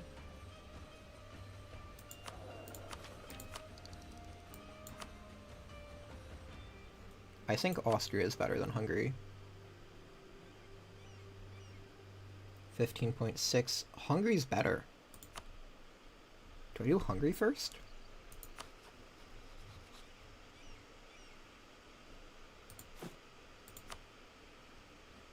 I mean, Austria will get it sooner anyway, right? So maybe I do Austria and then I can do Hungary afterwards? No, Hungary might get it first. Okay, yeah, I can do Hungary first, I guess. And then Austria. Yeah, so I'm getting 1.67 every month for, I think, a bit under 50 months, say 40 months.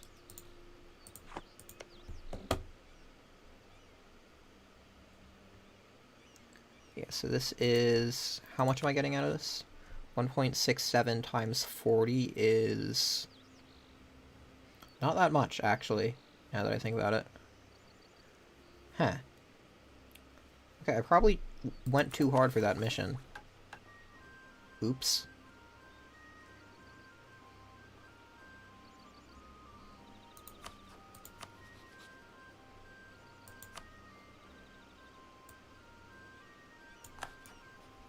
At least I'm embargoing the Ottomans now.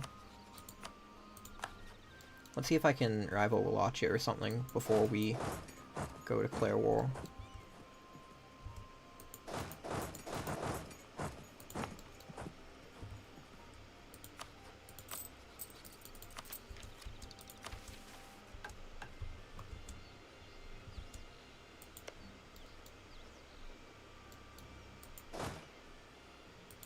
At least our land is connected now. Oh, and I should be able to sell some ships.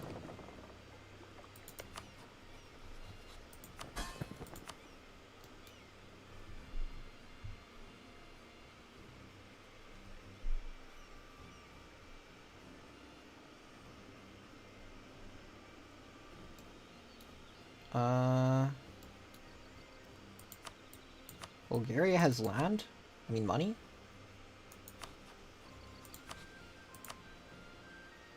Okay. Maybe Austria will want ships.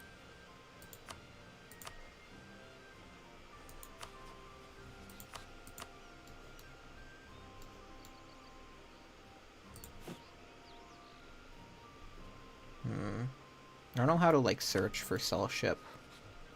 It's in economy actions. I don't think you can look for that.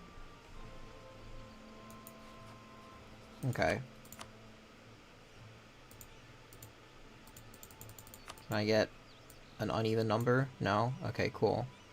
So I'm just going to sell the heavy. I don't want it.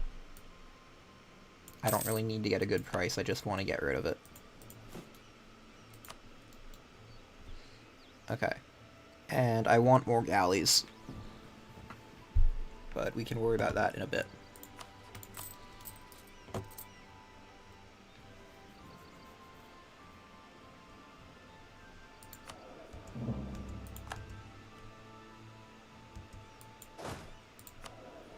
I should also be able to, yeah, get more admin power here.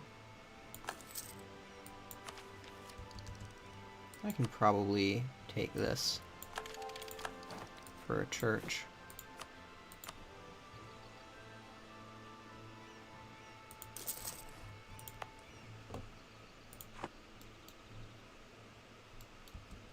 Again, we'll probably be declaring on the month's tick. Just want to wait to see if I can get more rivals. Wallachia, yay. And we can do a show strengths, then. Probably. I think show strengths would be best. I mean, I am assuming I can get prestige for faceting some other way. Yeah, I can get prestige some other way.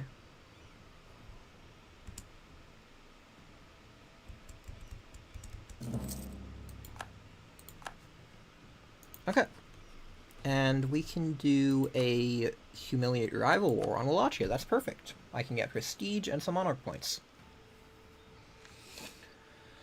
Okay, I'm probably going to, what, declare an end here? Yeah.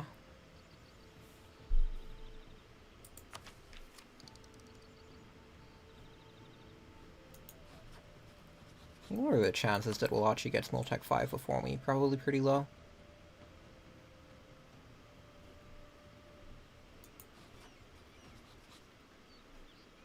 Yeah, I guess I'll just end here, and we can declare war next time.